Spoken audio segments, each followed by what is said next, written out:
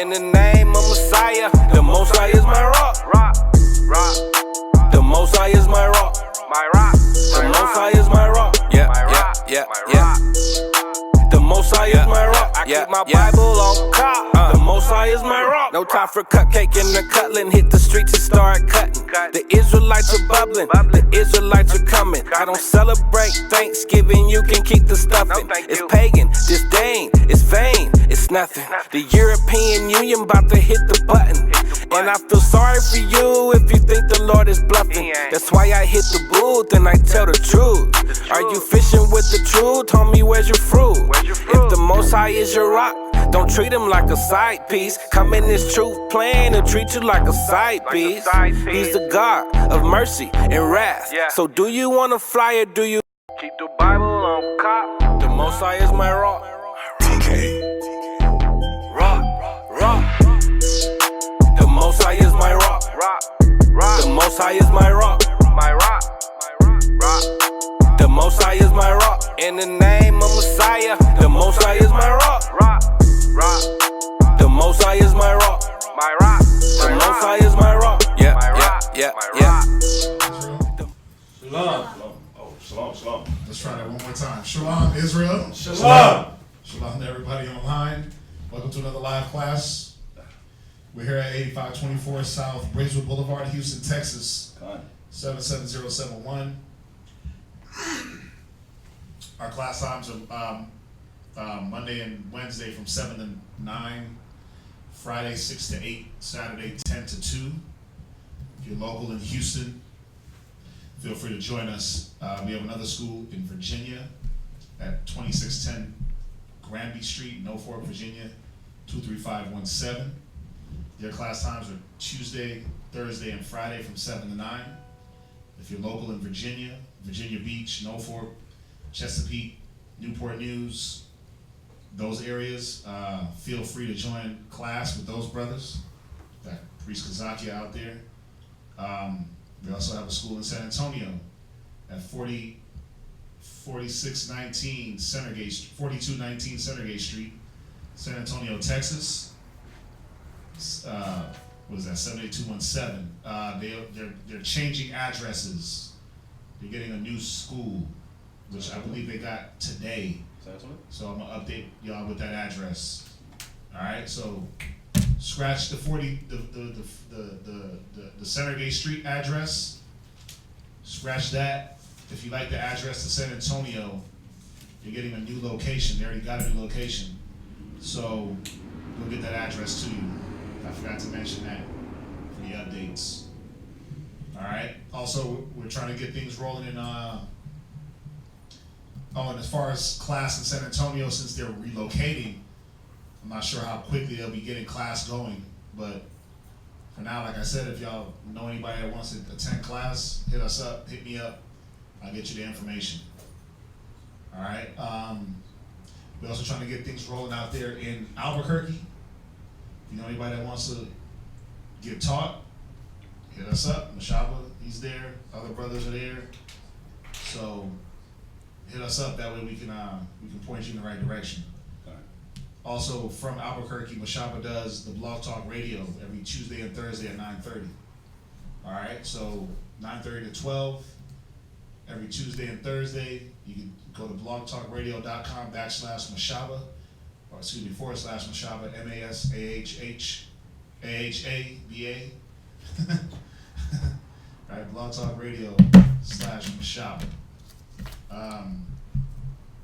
You're checking us out here live on YouTube under the Israelite School of Biblical History and Practical Knowledge. Make sure you like, share, subscribe. We got the Israelite School or ISBHPK live class for the Virginia School. Make sure you like, share, subscribe. Then we got Albuquerque, ISBHPK, and ISBHPK San Antonio. Got it. So make sure you like, share, and subscribe to those channels. I mean, you get like 6 to 7 days worth of class. So just from our school alone. So it's a lot. No, it's a lot, but this is what we do.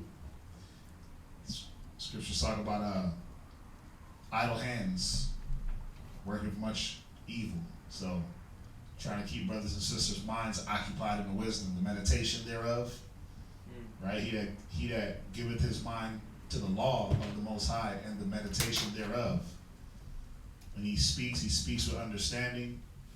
He does things with wisdom. So that's what we're trying to promote.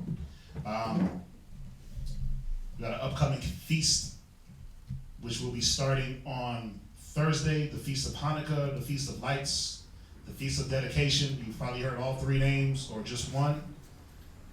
We'll be starting that on Thursday. All right, so we will not be having class from Thursday to Thursday. Okay, and that's going to be all the schools. From Thursday to Thursday, there will not be any class. All right, so we'll have class today here. We'll have class in Virginia tomorrow. We'll have class on Wednesday here. Then that'll be that. We'll be celebrating away. So if you want to join us, feel free. Again, you can contact me if you're here in this area to get the schedule of where we will be each night. If you're in Virginia or San Antonio, you can contact Priest Kazakia for Virginia. He'll let you know where they'll be each night if you want to get together. Same thing with San Antonio and Albuquerque. All right, so the Feast of Dedication or the Feast of Lights or the Feast of Hanukkah. Okay, and we'll go over on Wednesday. We'll go over that feast so you guys can know what it is that you're celebrating. So that's it for like any feast days. If you like any garments made, you can go on Facebook, search Israel Wear, everything Israel Wear, excuse me. You can put in an order that way. There also, the sisters have shirts that they sell for the school department, if you like to contribute that way, all right? And she's gonna put up all the information that I'm speaking on your screen. If you'd like to reach any teachers, you can reach me. My number is 303-557-8979. You can reach Priest Kazakia. His number is 281-707-2737. Or you can email us at isbhpk@isbhpk.org. All right, with any questions or concerns. Anything that you want to give. We have our Google Wallet and also the Wells Fargo account for anything monetary. Also, we have our website, sweetambiance.com. If you like to support that way, we got our website where you can place an order. If you like to smell good, right? If you like those natural body products, we got y'all. So you can go there, sweetambiance.com. Sweet Ambiance, ambiance with an E. AMBIENCE. All right? Got it. Anything that you want to mail to the schools, any books, pens, papers, please hit me up. Please hit Kazakia before you mail anything. That way we can give you an address other than the schools, so we can ensure that your package is received if you want to mail anything. All right? So that's going to be it for the announcements. We're going to get into this topic. Another good topic. We've been on the theme. It's funny. We've been on the theme of Esau. It's right? And, because of the reading over the Sabbaths, we're in Genesis, it's not coincidental. I mean, Esau is turning up, but it's because that spirit, we keep going into that spirit of who he is.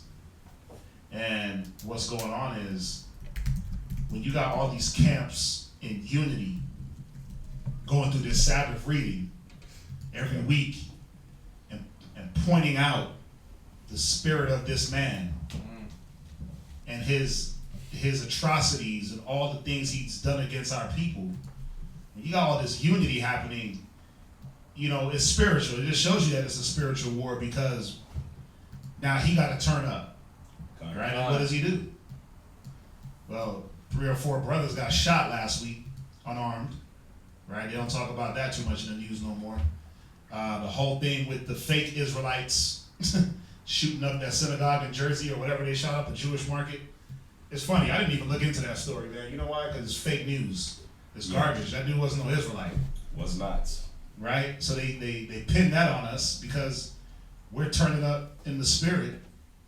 So what do they have to do to turn us down? Well, they gotta peg us with fake news stories and Israelites are violent, things like that. So, you know, we just do what we do, which is teach the word, continue to stay in the spirit, and bring out who this man is. And the beautiful part, we're gonna bring out his demise.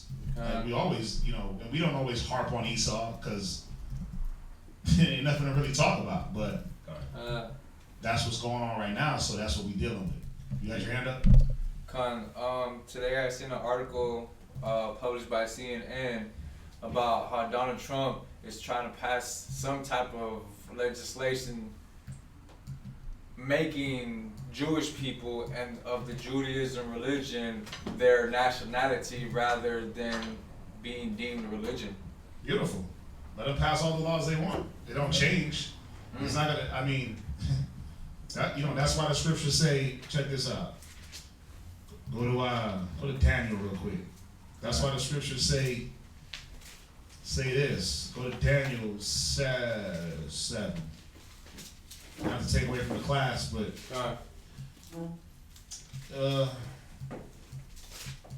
Daniel 8.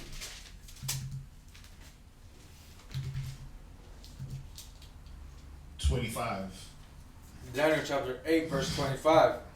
And through his policy. Do his what? Through his policy. And that's how they try to get us, through their policies. Ooh. Right? Through their passing of laws and passing of legislation. We don't give a damn about that. I don't give a damn what laws they pass. Because you can never ever supersede what the Most High says. So it says through his policy, go ahead. Also he shall cause craft to prosper in his hand. And that's what they do. They use their policies to let their witchcraft prosper. Let the craftiness, that crafty, cunning, sly, deceitful spirit, they'll pass policies to let that prosper. And next thing you know, Judaism is a nationality and not a religion. Wow. Read. And he shall magnify himself in his heart. And he shall do what? Magnify himself in his heart. Yeah, because that's what it's about with this man. It's about magnifying himself above, thus saith the Lord. It's about magnifying himself above the true Israelite. It's about magnifying himself in his own heart. I don't give a damn about what they pass. It don't matter. At the end of the day, after we go through this class, y'all gonna see it don't matter what they pass. Read on. He shall also stand up against the prince. He shall do what? Stand up against the prince. No, you missed a part. It said magnify himself in his heart, and by peace shall destroy many. Okay. Right? Because when you passing those when you sitting behind a desk, it looks peaceful. And you sitting behind a desk, you're signing things into office and signing things in legislation. It looks peaceful. Oh, we're gonna prosper this way. But who is he destroying? Well, they're trying to destroy us, but it's not gonna work. Read on. He shall also stand up against the prince of princes. I mean, ain't that the same Donald Trump talking about the Space Force? We don't have a Space Force, and we don't have a force in space to fight whatever comes to attack this whack planet. Man, this place is so garbage. Like, what is there to defend? I don't care if you're in America or Russia. It's trash. So what is there to really defend about this place? Like, Donald Trump is insane. You know, I mean, just to point out one way it's trash and how it'll go over our heads. Just drive into the school, man. You'll have the window down, and you're like, golly. You want to wind the window up because it stinks. How does outside stink? You're supposed to open your windows for fresh air, but you let your windows down. It's like it just stinks. But this is a place where magnifying. It's beyond that. I mean, look at all the things that. Look at all the things that Esau promotes.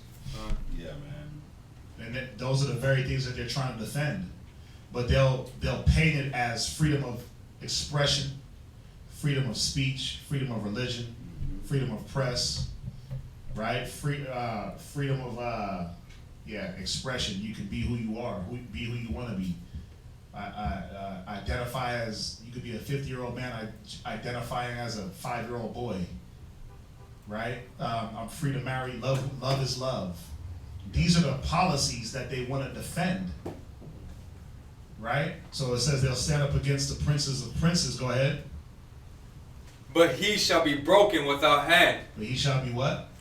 Broken without hand. Yeah, because it's not going to take a physical breaking of this man as far as us picking up weapons and fighting. We've been going over it for the last couple of weeks, days.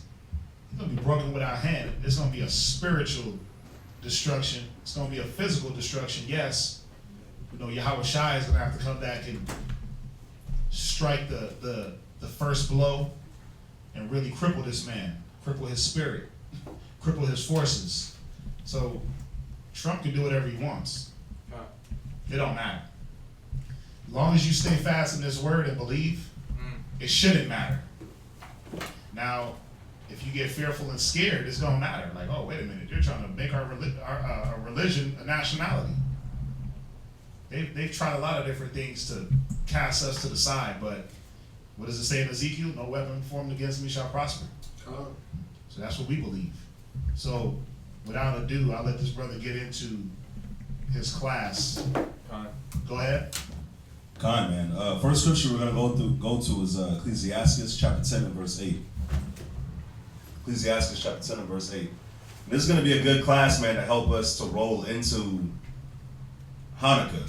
Because what is Hanukkah? Hanukkah was us rededicating the temple. After who? After Esau, the Grecians came through and would destroy the temple. We would rededicate the temple. So that was what Hanukkah is about. So this is a good class to go into it, man, because it's the end of Esau, man. And he knows it. Read that, Ecclesiastes 10 and 8. Ecclesiastes chapter 10, verse 8. Go ahead. Because of unrighteous dealings, injuries, and riches got by deceit. So because Esau, you've been unrighteous, your dealings are unrighteous from the jump, from the time you came into power. They do nothing but unrighteous dealings. And because they gotten their riches by what? By deceit. Read.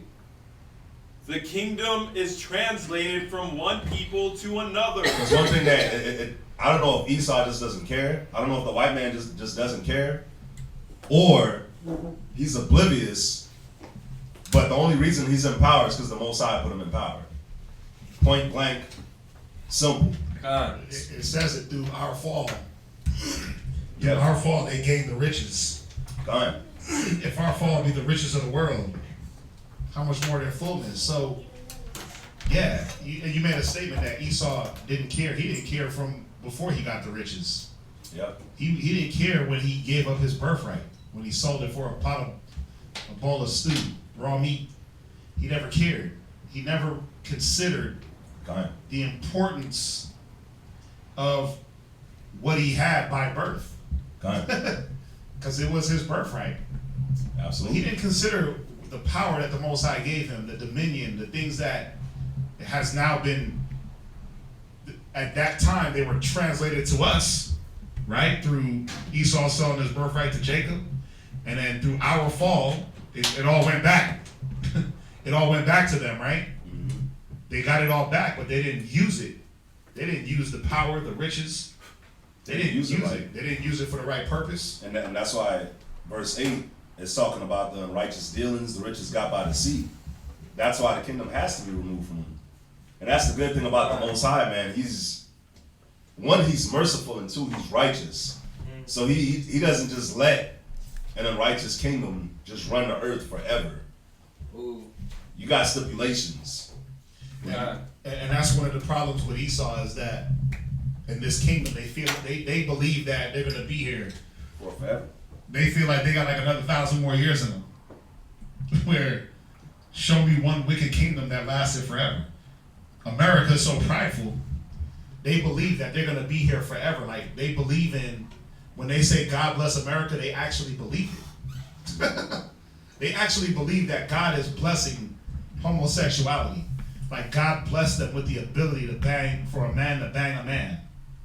Yeah. Like God blessed you with the ability for you to just do all the vile, wicked acts that you do. Like God blessed us with the ability to just kill innocent black men. That's not a blessing from God. But they put that in their own heads. Why? Because they don't want the kingdom. They don't believe that the translation of the kingdom is gonna slip out of their hands. But they those upper echelon, they feel it. They know what's going on. That's why they try to tighten their grip. And how do they do it though? They take it out on Israel. They take it out on the children of Israel. Okay. But they know that their time is short. Satan knows. He just don't want to believe that his time is short. Yeah. Go to Job chapter 30 and verse 1. Job chapter 30 and verse 1. And man, Most High just hitting me with a thought, man. You know how the Most High will talk about how he'll build Pharaoh to show his power. Yeah. You know, that's something that Esau, it's something that the white man, I guess he just doesn't see it. No. That like the Most High built you up because he's gonna show his power in you. He's still building him up though. Yeah. That's the thing. The America, the Edomite nation is still being built up Done. to that height. But you know what's cold about the Most High? Everything. Everything, first of all. When you look at the white man, when you look at him, a man that believes in having sex with dogs and transvestites and all kinds of BS, look at how big the Most High made him get. A base man that has no wisdom, no knowledge, like they can't understand that a man is supposed to be with a woman. Something as simple You can't and as understand. basic as that. You can't understand gender identification. Yeah, like Simple this. things like that. Yeah, like look at how the Most High made him It's so build easy. himself. It's so easy. A caveman can do it, but they can't. They Yeah. can't even. They don't even know that a man is not supposed to lay with a man. A man is not supposed to lay with a beast. But like you're saying, you're going into this base man that the Most High. Look at how the Most High built this Yeah. base man, and look at how the Most High built him to where it's like I'm gonna be the one that brings him down. So if the Most High can do that to a base man, what can he do to an Israelite? The gods of the earth. Read Job chapter 30 verse 1. Job chapter 30 verse 1. Go ahead. But now they that are younger than I have me in derision. And this is what it is, man. Esau has us in derision. They laugh at us because of all the curses that's come upon us and how we deal and how the Israelites are right now. They laugh at us. We're in derision to them. Read. Whose fathers I would have disdained to have set with the dogs of my flock. Listen, what Job is saying right here, man, I wouldn't even let your fathers stay with my dogs. He's speaking to Esau. Dang. I wouldn't even let your father stay with my dogs. Read. But why? Why wouldn't he let his father? Why would he let Esau stay with the dogs? And before you go on, that derision, that mockery. You know that when you look up the word derision, it means to mock. Watch. And this is important because the act of laughing at in contempt manifested by laughter, scorn, an object of derision. I was in derision, a laughing stock, right? Like the scripture said, they hiss and they wag their heads. Fine. Now, how can someone that passes laws for another man to anally probe another man have any space to laugh at us for what we do? Well, the problem is that we chase what he enacts. As Israelites, what do? We chase what the white man wants. Following the trends. We follow his policy, his trends. Oh, it's okay now. It's law, right? It's law for homosexuality is now law. So it must be okay. Mm-hmm.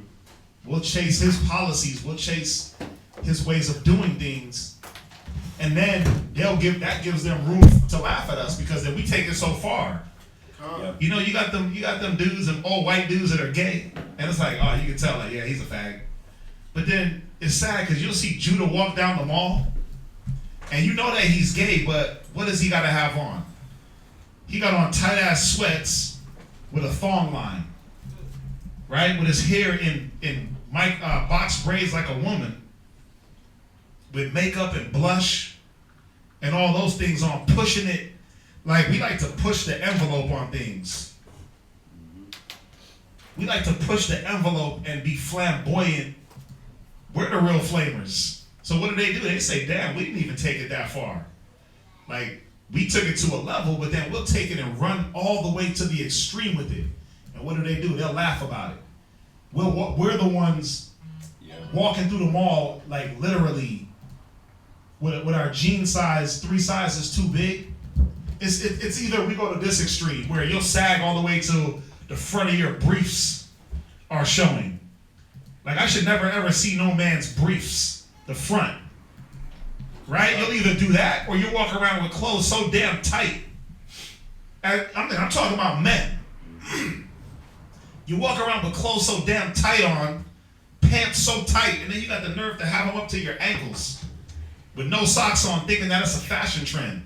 Tight ass sweats and tight joggers, and then like, oh, it's the trend. Yeah. It's the fashion. Like, nah, bruh, it's not.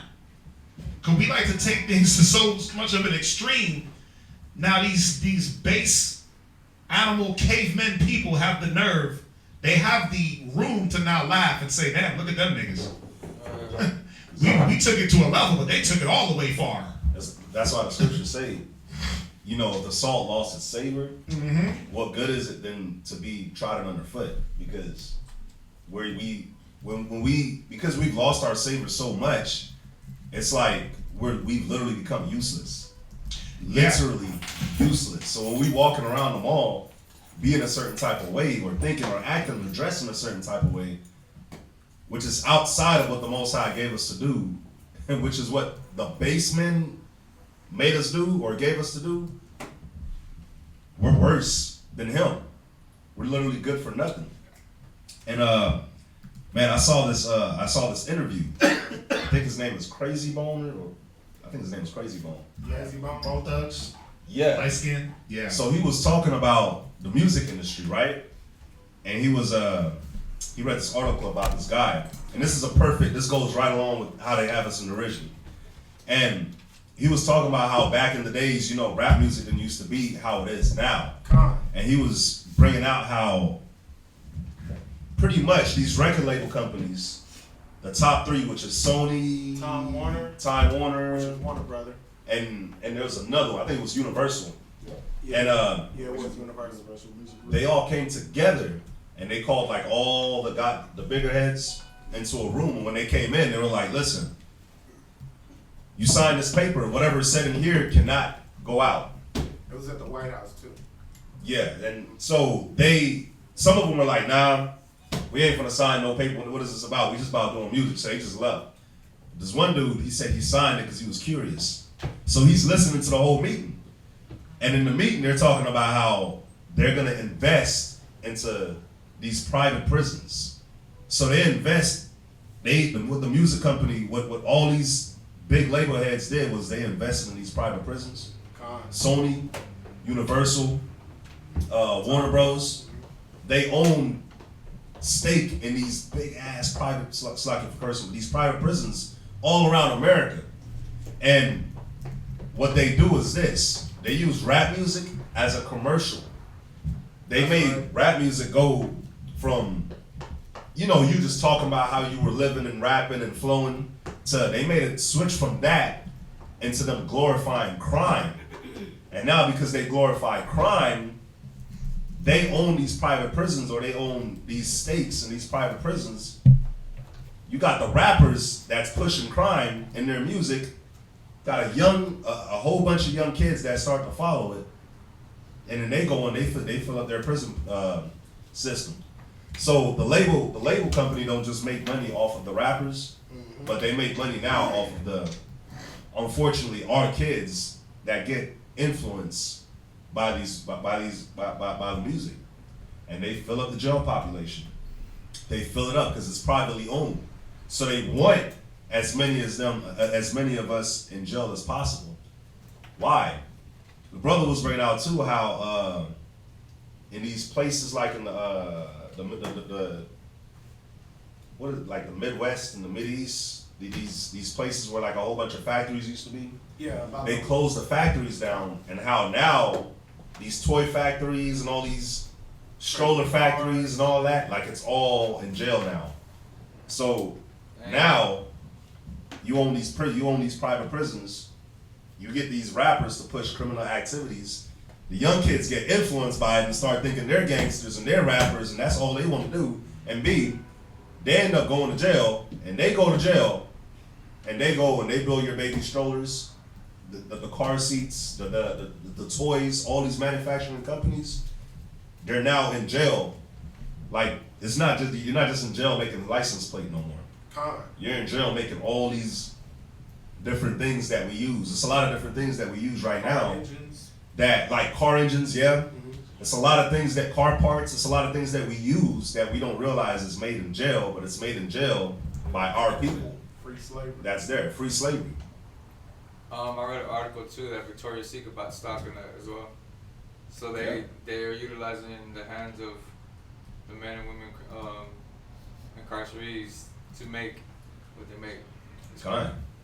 So you see, come on, man, we've been bamboozled by these base men, by Edomite men, and they scared to death because we waking up and all that's coming to an end. It's changing. But go back to Job chapter 30 in verse 2. You gonna say something, Major? Yeah, I was gonna add on to what you were saying.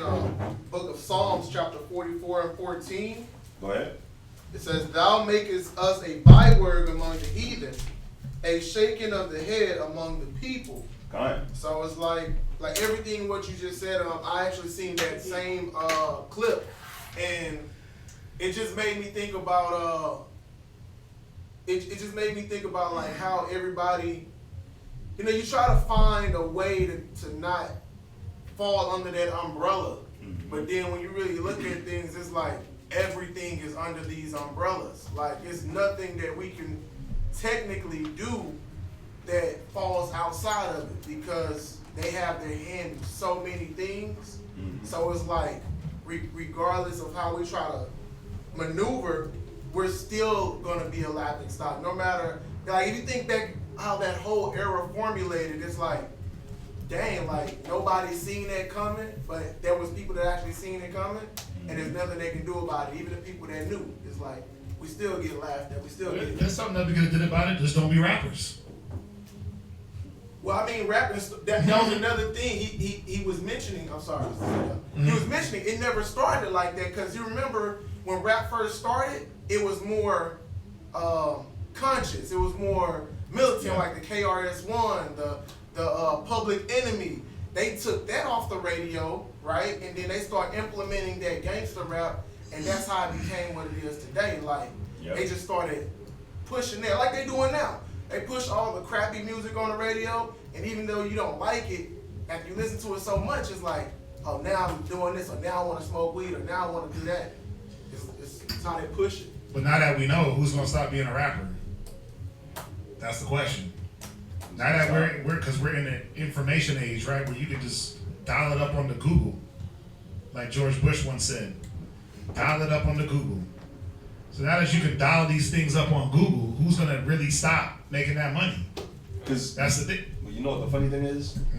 They all these rappers, they all know it because when they start performing, they start trying to get big. They put themselves in that environment to where they start to know certain things. So, like the scripture says, the Most High, with every temptation, He gives you a way to escape. So as they're coming up, they know, like, okay, that door, I'm not gonna go through that door. A lot of them choose not to go through that door, but you got a lot of them that just don't care, man. They don't go through it. And that's my point. Now that we know, now that we know what the music industry is built on, now that we know what the let's use that genre of hip hop, what it promotes. come on, 99% of the cats rapping now ain't gonna stop. So it's way beyond, it's beyond Esau did a beautiful job of programming and maneuvering things and moving pieces around here and there to now, what does the average black man think? What is the average, what's the average Nas think? Nas or whatever rappers, they think that this is all I can do. This is all I got, right? So that's what they do. I gotta feed my family, and whatever gets the airplay is what I'm gonna be about. So they did a doozy on us, man. But what he's shown us in this bulk of scriptures is about who did the doozy. The most basest man on earth, the man with no morals, the man with no first of all, Esau has no mental fortitude. They'll tell you to be mentally strong and army of one and all this stuff, and they're the people with zero mental fortitude. Yeah.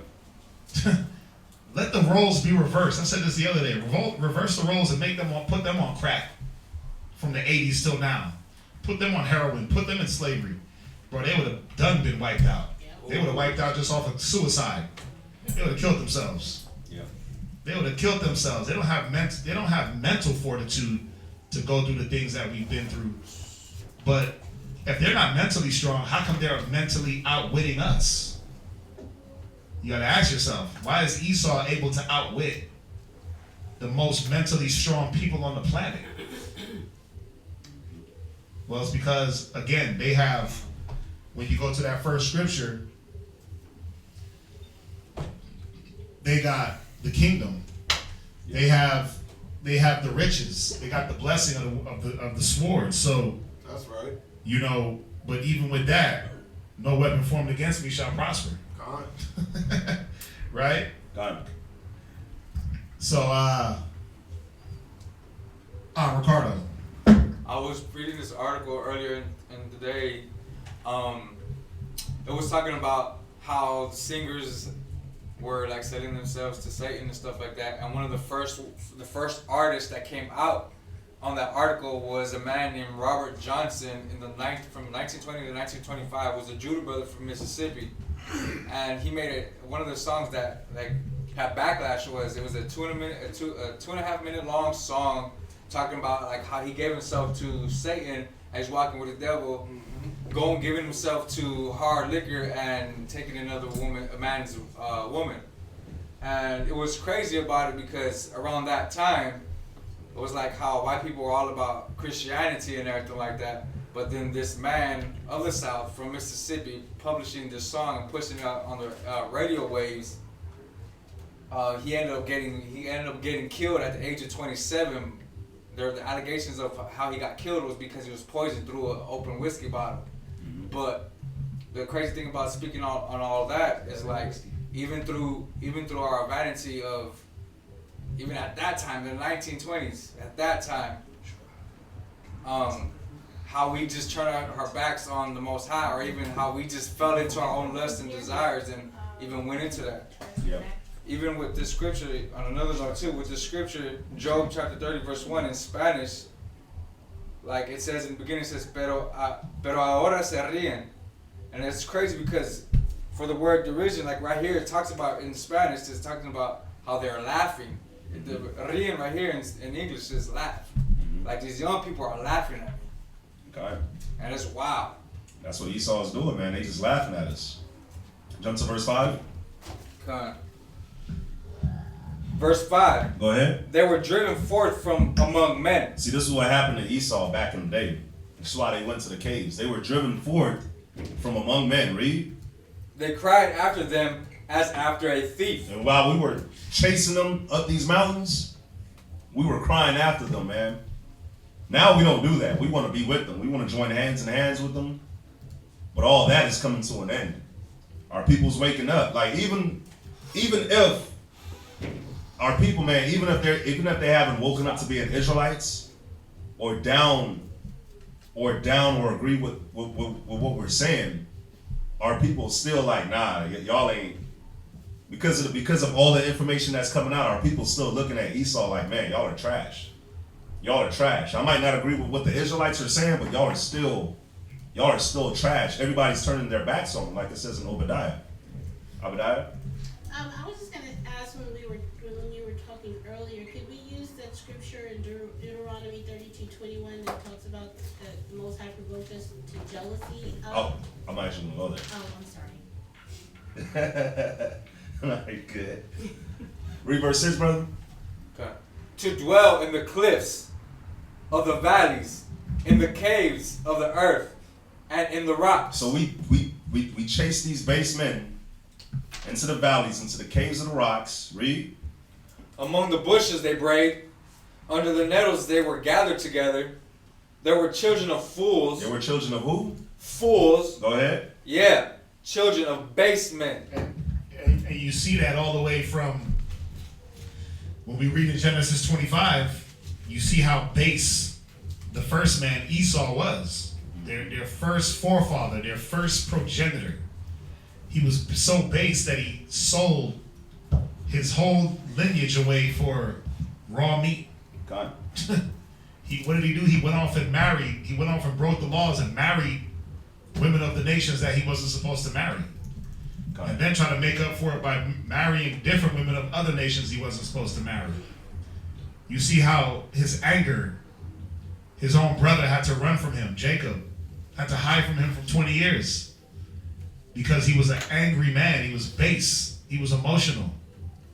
Right? He ran off of the base emotions. God. Anger, hate, let me feed my face, and let me have sex. Bless. Right? So they were children of base men. Go ahead. Actually, go to for time constraints. Go to Malachi chapter 1 and verse 3. Got time, bro. I didn't throw this in there, but You got time. You got an hour and 15 minutes. go to it's all good. Malachi. Does anybody have an NIV Bible? It says it in the NIV.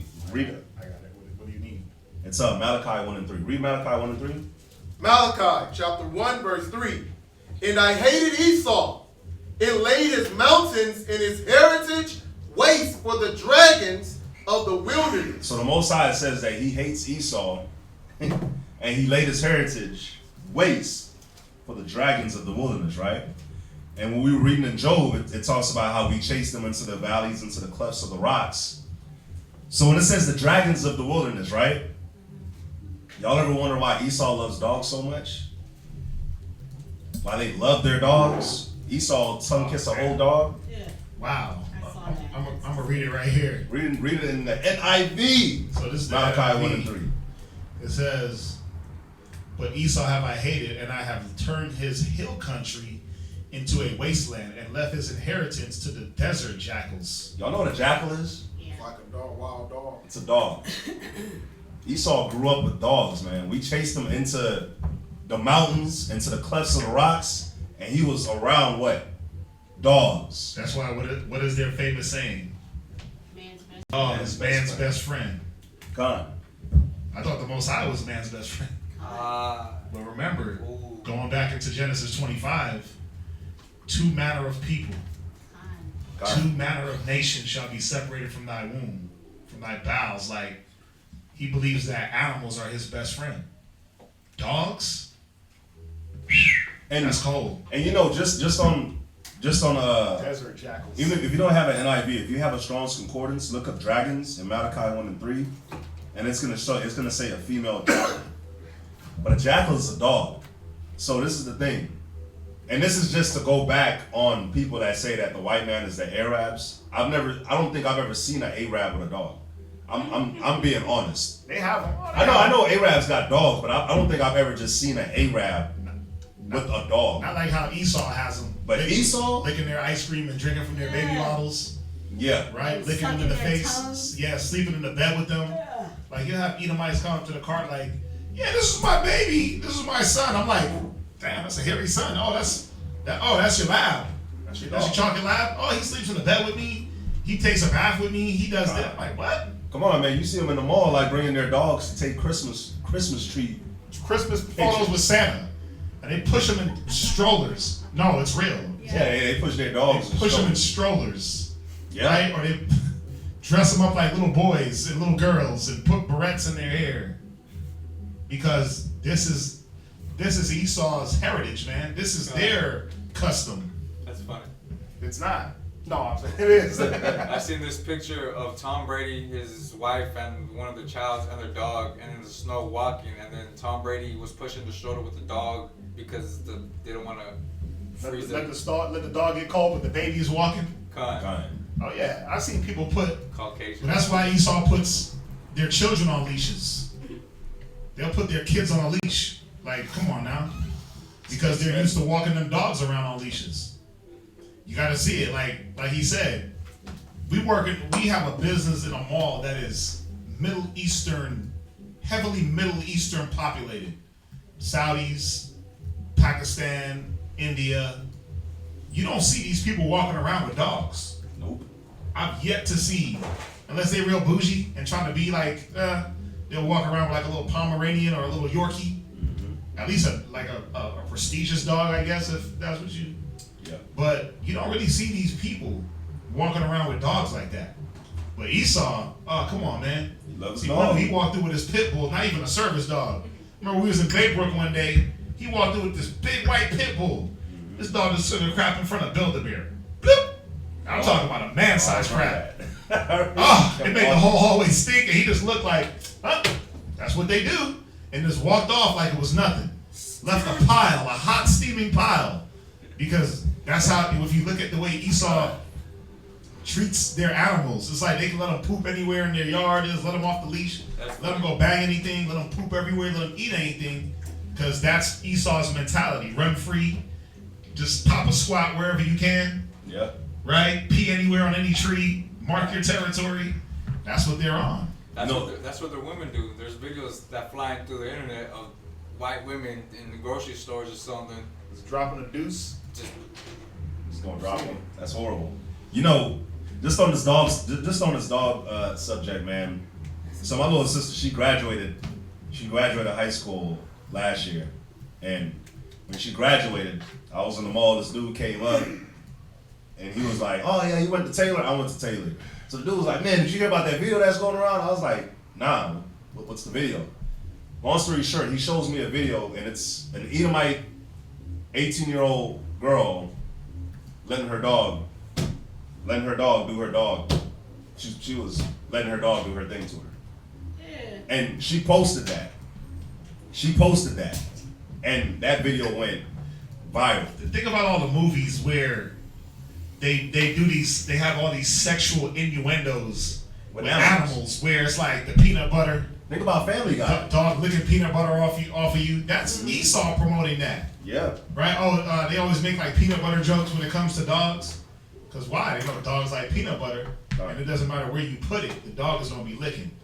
There was one movie. I think it was like one of the American Pies or something, where he's like having sex, and then like the dog comes and it's like licking his crack, right? But he's liking it. And I'm like, yo, these dudes is wild. But they tell you who they are. Yeah.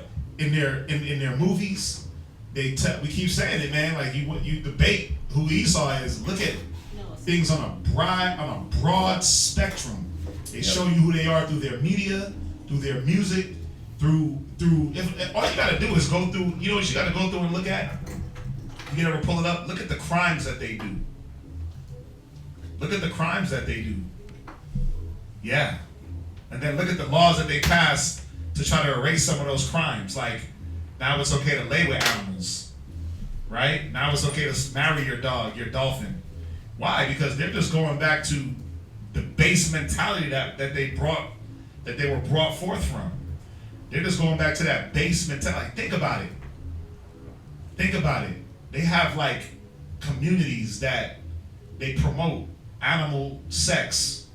They promote like them sleeping with the mini horse, them sleeping with the pony.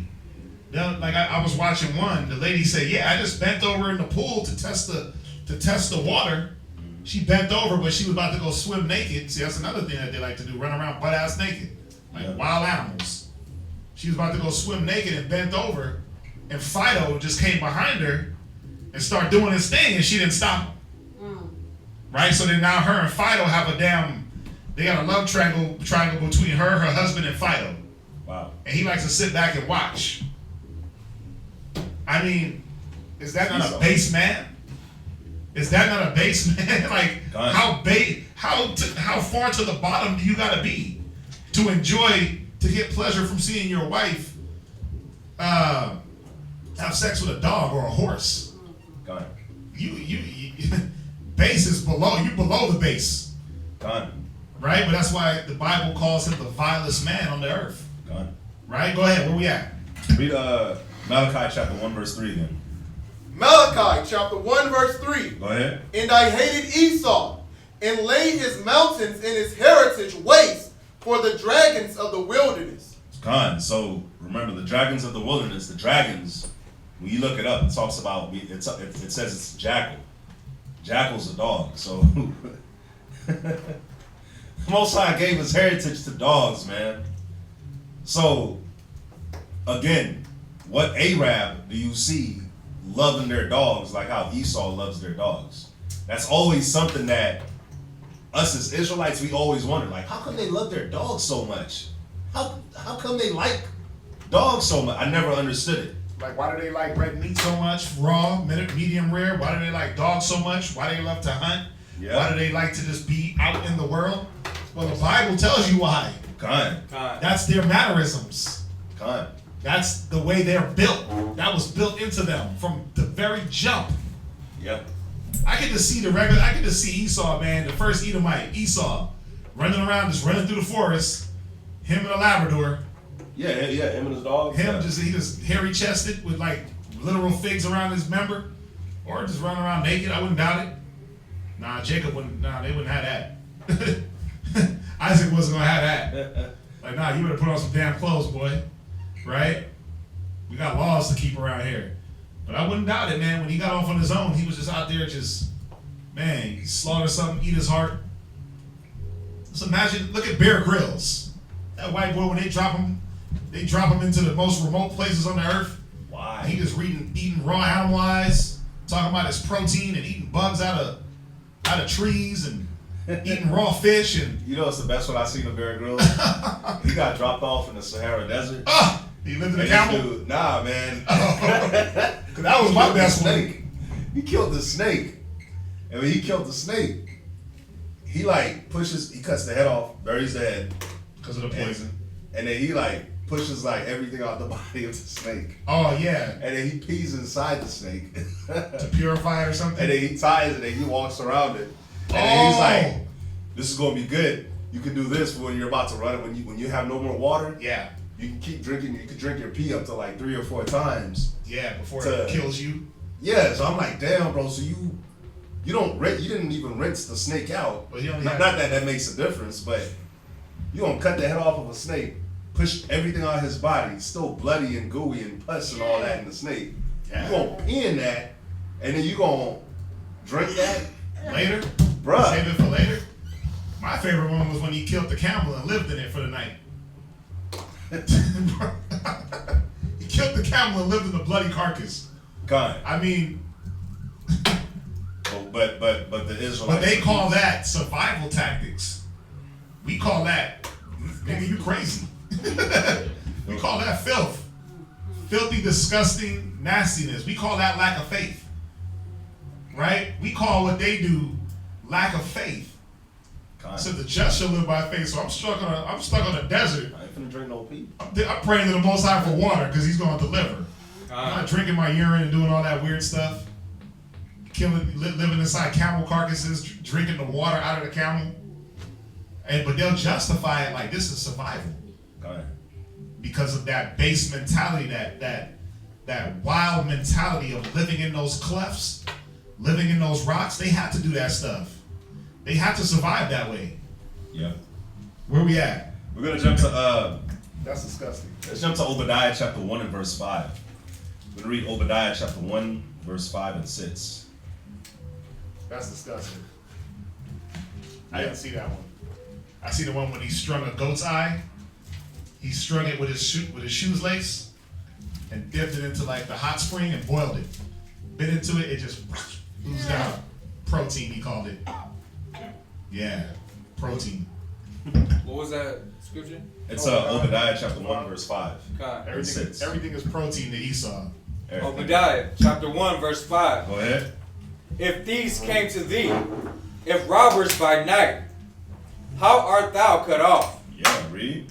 Will they not have stolen till they have enough? Yeah, man. The scripture's saying, like, if somebody comes and breaks into your house, yeah, how art thou cut off? Yeah, you're gonna be cut off. You're gonna lose some stuff. But ain't they gonna steal till they have enough?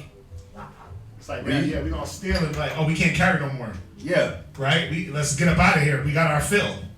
Gone. Not this man. Read. If the grape gatherers came to thee, will they not leave some grapes? Yeah, but not Esau. Esau gonna take the whole thing. Monsanto, so Esau gonna take your whole field. Your whole field that you worked hard for. He's taking all that. Your house, I'm taking all that. I'm gonna take your whole land and tell you need a green card to come back to your own land. I'm gonna build a wall and keep you out of your own land. But this ain't even his land. Or I'm just gonna rape and pillage you until, like the scriptures say, you're destroyed. I'm gonna put a yoke of iron on you physically, and I'm gonna put a yoke of iron on you mentally.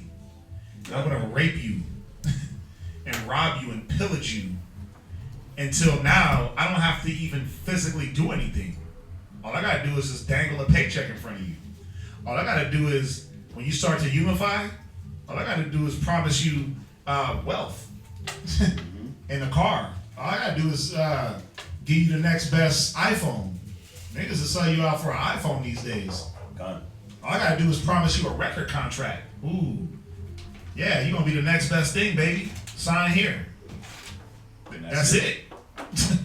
And I'm gonna rape you and pillage you and glean you all the way through your generations. But that's why the scripture, read that one more time. Dan, we read over this the other day. Obadiah chapter 1 verse 5. Right? If these came to thee, and robbers by night, Right? how art thou cut off? Right? Will they not have stolen till they had enough? Yeah, like, that's, anybody that's gonna steal, wouldn't you just steal till you were like satisfied and good? But see, Esau overdoes everything. They're extremists. You know what's even crazy about how Esau maneuvers? When we steal, we're not even like proud to steal. We're like, because think about it. When you got caught stealing, you like, oh crap. Damn, you ashamed, you feel bad. You're like, damn man, caught me stealing some candy. I remember when I was young in school, man, in middle school, I'm not gonna lie, I used to steal gum. I used to go to the corner store, steal some gum, and go to school. Well, I remember one time I got caught. I swear, the one time I was gonna pay for my gum, I got so used to just going in the store and just putting it in my pocket. The one time I actually went in there to buy the gum, I went and put it in my pocket. Dude was like, nah, you gotta get out. I'm like, bro, I'm for the paper. I got the money right here. You're like, you gotta get out. I'm like, damn, I felt so bad, but see, Esau don't even care. It's like he don't even get that feeling of feeling bad that he stole something. Listen, he feels so good about it, he's gonna pass it into law. Right? You just said that, right? Yeah. He feels so good about stealing our nationality, he's gonna make it a law. Kind. They don't feel bad for what they're gonna go to the extreme and push the envelope. That's what they're about. Pushing the envelope, extremism, going to the extremes to get what it is they want, and they'll never be satisfied. Not at all. That's why they gotta get cut off. Kind. It's a must. Go to Deuteronomy chapter 32, verse 21. So we understand that Esau's a vile man. He's a vile creature. Not even considered a human. Base in his thinking. Base mentality, base actions, base spirit, all that. But see, the Most High used this base man as our belt. Most High used this base man as our belt. Go to Deuteronomy 32 and 21. Deuteronomy chapter 32, verse 21. And another brother can give me Jeremiah chapter 50 and verse 33. They have moved me to jealousy with that which is not the Most High. Go ahead. They have provoked me to anger with their vanities. Go ahead. And I will move them to jealousy with those which are not a people. The Most High called called Esau, Most High said, listen, white man, you're not even a people. You don't even know how to act. You don't carry yourself in a civilized way. You don't got no civil, moral, dietary. You got no codes about you. Nothing. You're not even a people, man. Read. I will provoke them to anger with a foolish nation. You know, it's funny, when you really look at the white man, he has no culture. That's why they're culture vultures. When you look at Indians got the way the way they dress, they got their own music, they got the way they do everything. When you look at all the 12 tribes got something different. When you look at Arabs got the way they dress and how they carry and how they do things. When you look at Asians got the way they dress, how they carry themselves and do things. Same with Hamites, Africans. When you look at Esau's a culture vulture. He didn't invent nothing. Nothing. He takes from everybody and he just does what they do. When you really, because I bring that up because America likes to talk about their culture. America's full of culture. America got this and that. Like, where's the culture in America? It's us. Everybody else's culture. It's us. Yeah, everybody else's culture. It's Israel. It's all Israelite culture, and we're so watered down that it's not culture anymore. Like, think about places where there's like a huge white population in America. You're like, this place is just bland. There's no culture. Iowa, Like, why you want to go to Iowa? Nebraska, South Dakota, North Dakota, Maine. North Dakota, Maine. You ever drive through these places? It's a suicide mission waiting to happen. You want to kill yourself. Driving through Iowa, you like, whoa, what is going? Driving through Kansas, you're like, okay, people live here. It's all wheat fields and corn. You know, it's funny, man, because even when you look at South, we look at the South where Israelites, and the South, East Coast, and West Coast where Israelites are predominantly at. You think about Florida, you're like, man, I want to go to Florida. I want to go to Atlanta. I want to go to New York. I want to go to Cali. I want to go to Louisiana, New Orleans. Why? Because Israelites are there. It's like there's actually a culture. There's actually like a vibe there. Like even in the Midwest, places like Colorado, Chicago, St. Louis. It's because it's us.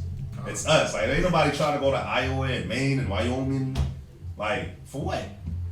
Ain't no culture there. Virginia. Now, you got East Virginia, and you got if you've never been to West Virginia, don't go. It looks like one of those scary murder movies. They murder you in the motels, in the mountains. Have eyes and stuff? Yeah, West Virginia. Like you don't want to go to them places, man, because they'll eat you out there. I believe it. Yeah, they'll eat. They a lot of incest and things. What's crazy about all the states that you mentioned, the public routes that they'll pop up on Google will send you through directly to where they're at. But these states that was just mentioned are the ones that have highly populated reservations of the tribe of Gad. But you don't know where they're at. They ain't gonna tell you where they're at. Yeah, they push them into a corner, and Esau runs the state. Well, the point that he's trying to make, and I've seen it, 'cause I've been to a lot of these states that were mentioned. I've been to Iowa, Dakotas, Nebraska, Kansas, all the way through, like, ain't nothing. You'd be like, whoa, does people really live out here? And how? How could you live out here? There's nothing going on. But they like that. They like that secluded, remote living. Yeah. Secluded from everybody so they can do whatever it is they do. Their little incest, right? God, man. Have slaves in the basement. I don't know. Listen, man, I remember when I was delivering at FedEx, I remember I actually delivered to this one ducked off house, man. It was in Katy. And I swear, man, there was a note on the door.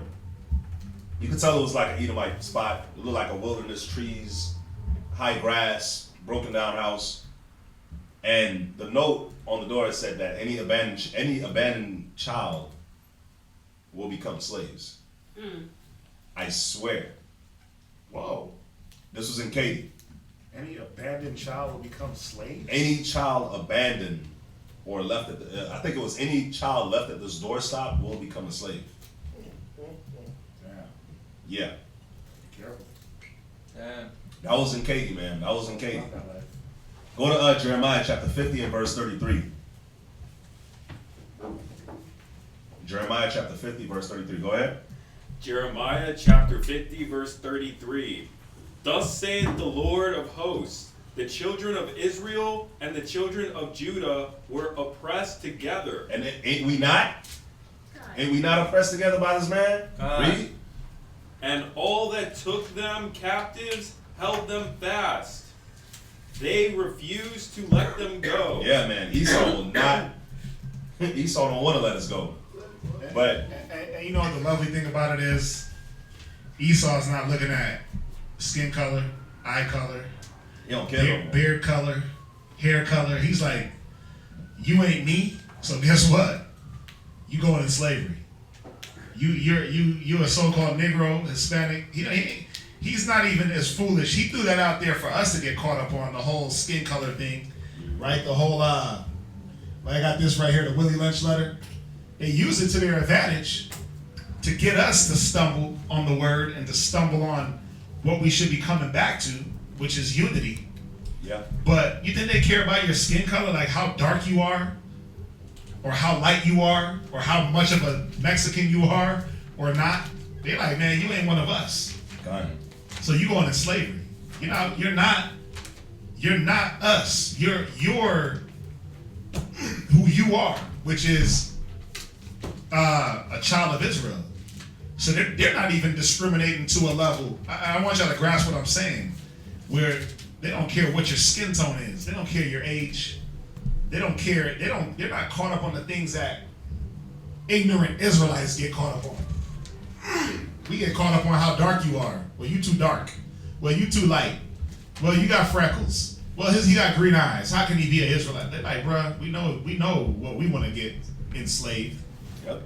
Right? And now the trickle over is that a lot of their policies that they enact and a lot of things that they're doing, the spillover is that it's affecting their people now. God. Trump did his little tax cuts. They got their tax returns back that first year of him in office. Nigga, Esau wanted to die. Like, wait a minute. Y'all cutting too much off the top. Right? But we've been getting that. We've been getting cut off the top for generations, for centuries. But now that they're starting to feel it, they're starting to really, backlash a little bit. Yeah. But the bottom line is, man, when it says Israel and Judah, read that one more time. Read, Jeremiah 50 and 33. Jeremiah chapter 50, verse 33. Go ahead. Thus saith the Lord of hosts, the children of Israel and the children of Judah were oppressed together. So what is it saying? That the whole entire nation was oppressed together, regardless of any skin color, regardless of any height difference. Your muscles are bigger than mine. You're too light to be on the chart. You're too dark to be an Israelite. Bruh, they oppressed us together. They knew who we are. They know who we are. Yes. While you sitting up battling about skin color, they like, oh, Israelite. They already know our nationality. They already know all curses. Sagging pants. Let's get them. They're categorizing us on a whole different level. Yes, sir. Sagging pants, smelling like a pound of dirty weed, and just looking high. Oh, let's get them. Let's get them. Right? Let's lock them up. That whole NYC probe they did, where they were just locking up Israel, where they said it, we're just gonna lock up blacks and Hispanics. They wasn't sitting back talking about, oh, he's too light. Oh, he's too dark. They're like, listen, bro, you fit the description. If you brown, you down, right? We try to do this separation and exclude one another on the negative, but Esau is including us for everything on their way of doing things, on their slavery, on their mental slavery, on their physical slavery. That's it. So we gotta wake up. Absolutely. We gotta wake up as a people and stop letting the differences that beautify us, the differences that make us unique and make us the salt of the earth. Because if you look at even salt, even the little crystals of salt are different, right? But if you look at the things that beautify us, the things that make us beautiful as a people, if we stop using those to divide, man, we'd be better off. We'd be way better off. We'd have unity. We'd have love, charity, joy, peace. We'd have a united front against this man. God, absolutely, man. Where we at? Let's jump to Let's jump to Psalms chapter 55 and verse 20. Psalms chapter 55 and verse 20. And then we're going to go to, and then after this one, another brother can give me Psalms chapter 17 and verse 13. So like you said, Psalms or Songs? Psalms. Psalms 55 and 20, and then Psalms chapter 17 and verse 13. Can you print like 10? Go ahead. Psalm chapter 55, verse 20. Go ahead. He hath put forth his hands against such as be at peace with him. Didn't Esau do this? And the white man still does this. You be at peace with him, man, and he coming to you. He coming to you for no reason. Oh, you got oil over there, we coming for that oil. You got any type of resource, we coming for it. Or think about it. You think about the sister that got shot in her house. She was playing a video game with her 7-year-old nephew or son. It happened in Fort Worth. Esau comes, knocks on the door, and just shoots her for no reason. But that's what the scripture says he is. Read. He hath broken his covenant. Yeah, man, if he gonna make any promises with you, best believe, man, that promise ain't worth nothing. He's gonna break it. Read. The words of his mouth were smoother than butter, but war was in his heart. Read. His words were softer than oil, yet were they drawn swords. Yes, and this is exactly how this white man is, man. Smooth talker, but war is in his heart. Smooth talker, but war is in his heart, man. It makes me think about the brother that got shot in Dallas. And our brother, both Gene, his brother, I should say, wanted to hug the Edomite woman. But now she's on there, she crying, and I'm sorry, but you weren't crying when you shot him. Got the judge braiding her hair in the courtroom, Right? petting her like a good old dog. You know, that's one thing I forgot to add in here. That's one thing that Esau loves to do too. Remember when Esau lost his inheritance, and he said that he sought it carefully with tears? Woe is me. Tell me Esau don't do that, man. When you catch the white man or the white woman red-handed in something, they start crying. I'm sorry. They just start crying. They try to make you feel bad for them, for their way of coming at you. It's like I seen this video of a brother. He was in a hotel. Over the phone, the lady called him a nigger. I remember that. And she comes to the hotel and he's like, there's a west. Yeah, there's a hotel next door. There's a hotel next door. Go there. And she's like, Sorry. I'm sorry, I didn't mean it. I didn't mean it. My people, my father just died. My grandfather just died. My whole family's in here. And she's sitting there and she's crying. And then he's like, you called me a nigger. The place is go to the hotel over there. And she's starting to cry. And she's starting to play this sympathetic, this victim role. Yeah. And that's the perfect word. That's what they use. Esau likes to play this victim role. They'll make their words smooth like butter. Tears coming down their face. It's just like Esau when he sold his birthright to Jacob. You gonna play the victim role? Dude, you know you sold your birthright to Jacob. You gonna talk about he stole it from you. And cry about it, because he cried. Yeah. Can I read verse 20 one more time? Verse 20. He hath put forth his hands against such as be at peace with him. Right? He hath broken his covenant. And how does he break his covenant? Well, he'll put in place the 13 amendments, right? Or however many they are. And then what will he do? He'll say that freedom for all, right? Land of the free, home of the brave. And then as soon as you as a black man try to invoke your 13th Amendment right or your 5th Amendment right or your First Amendment freedom of speech, ain't that the First Amendment?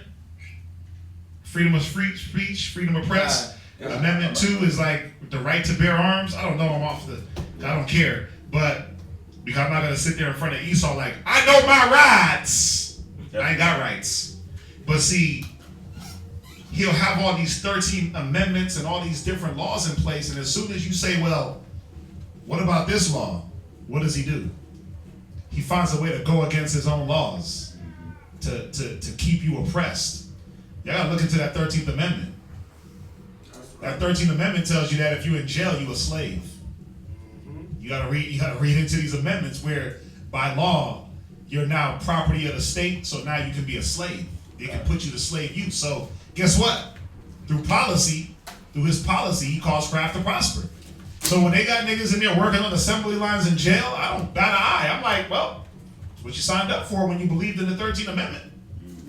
That's what you signed up for when you decide you want to fall victim to his crimes. When you want to live that life of crime, you signed up to be back in slavery. Yeah. But the point is, Esau will go against their own covenant to get you caught up. Oh no, that's not the First Amendment. We amended that years ago.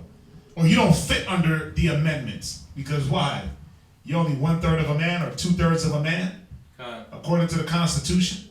The Constitution wasn't written for us. You're still a slave. You're still a slave when that thing was written. So how can it be written for you? But see, that's the thing. They use these contracts and these covenants. That's for them. And they know how to circumvent that to get you caught up. Self-defense ain't self-defense when it's a black man. Murder ain't murder when it's a black man. If it's a white man killing a black man, look at Zimmerman. That ain't murder, that's self-defense, manslaughter. But let that be a black man, reverse them roles. That's first degree to the third power. Because they know how to use their covenant, break it, change it, make you not fall under it for one reason, but make you fall under it for another. Read verse 51. Verse 51? 21, Salakia. 21. Psalm chapter 55, verse 21. Right? The words of his mouth were Right? smoother than butter. Like he said, man. Like he said. Land of the free, home of the brave. Come to America. It's the melting pot. Right? You're going to get all the opportunity. They butter you up. They butter you up with them words. But then but the whole point is to do what? Get you here so they can oppress you. You know what's funny too? It's like the scripture says, what shall a man give in exchange for his soul? You know, a lot of our brothers and sisters that live in third world countries, me being from a third world country, you come over here and you literally lose your soul. You literally lose your soul when you come here, because you come here and you, outside, you looking at America, you're like, man, they got these nice cars, because that's what they show on TV. All you see is nice cars. The Ford commercials and the car commercials. Yeah, you in your third world country, like, I'm walking. I'm walking everywhere. I'm catching the tiny minibuses, and we crammed in And there. not and just all walking, that. I'm barefoot. Yeah. You come to you want that, and you come to this place, and you lose your soul, and you don't even think like, damn, I'm literally a slave. I'm working just to maintain. Yeah, I have all this, but I gotta work so hard just to keep it and just to maintain it. I've lost my soul. I lost the way I used to deal with people, because in third world countries, people are more together. In America, you don't even know your neighbor. You don't even know your neighbor's name. You'll be living in an apartment for a year, 2 years, and you don't know that person's name. You don't have you don't have you ever had a conversation with your neighbor? Just the fact that you gotta think about it. Nah, I have. Just the fact that you gotta think if you had a conversation with your neighbor here in America. I forgot where I lived just for a quick second. shows the point that I'm making. No, I'm a friendly guy, so I make sure I have I gotta know who I'm amongst. But see, I'm not that friendly. Yeah, I gotta know who's around me. So I'm sorry, I gotta engage to see what type of level of psycho you got on you. You know, I've been living in this apartment, the apartment I live in, for 3 years now, and the person behind me, never talked to them. I don't even know. You even know if they're black or white? If they were to walk past me, I'm not gonna lie. I wouldn't even be able to point them out in a lineup. Wow. And the dude across the door from me, I've been talking to him a little bit more now, but it's like, in a third world country, you could leave your house without locking your door. I came home from school and my door was open. But you come here and you start living in Babylon in this white man's place, and you literally lose how you were as a people. You know what's crazy about that? I look at my grandpa and I look at my pops. My pops is about 70. My grandpa's 100. And my grandpa, he came to America and he probably lived here for maybe 5 years. And he, they had the visa to stay and live. He traded in the visa and said he ain't never coming back. And I think that was the best thing he ever did, because he's 100 years old.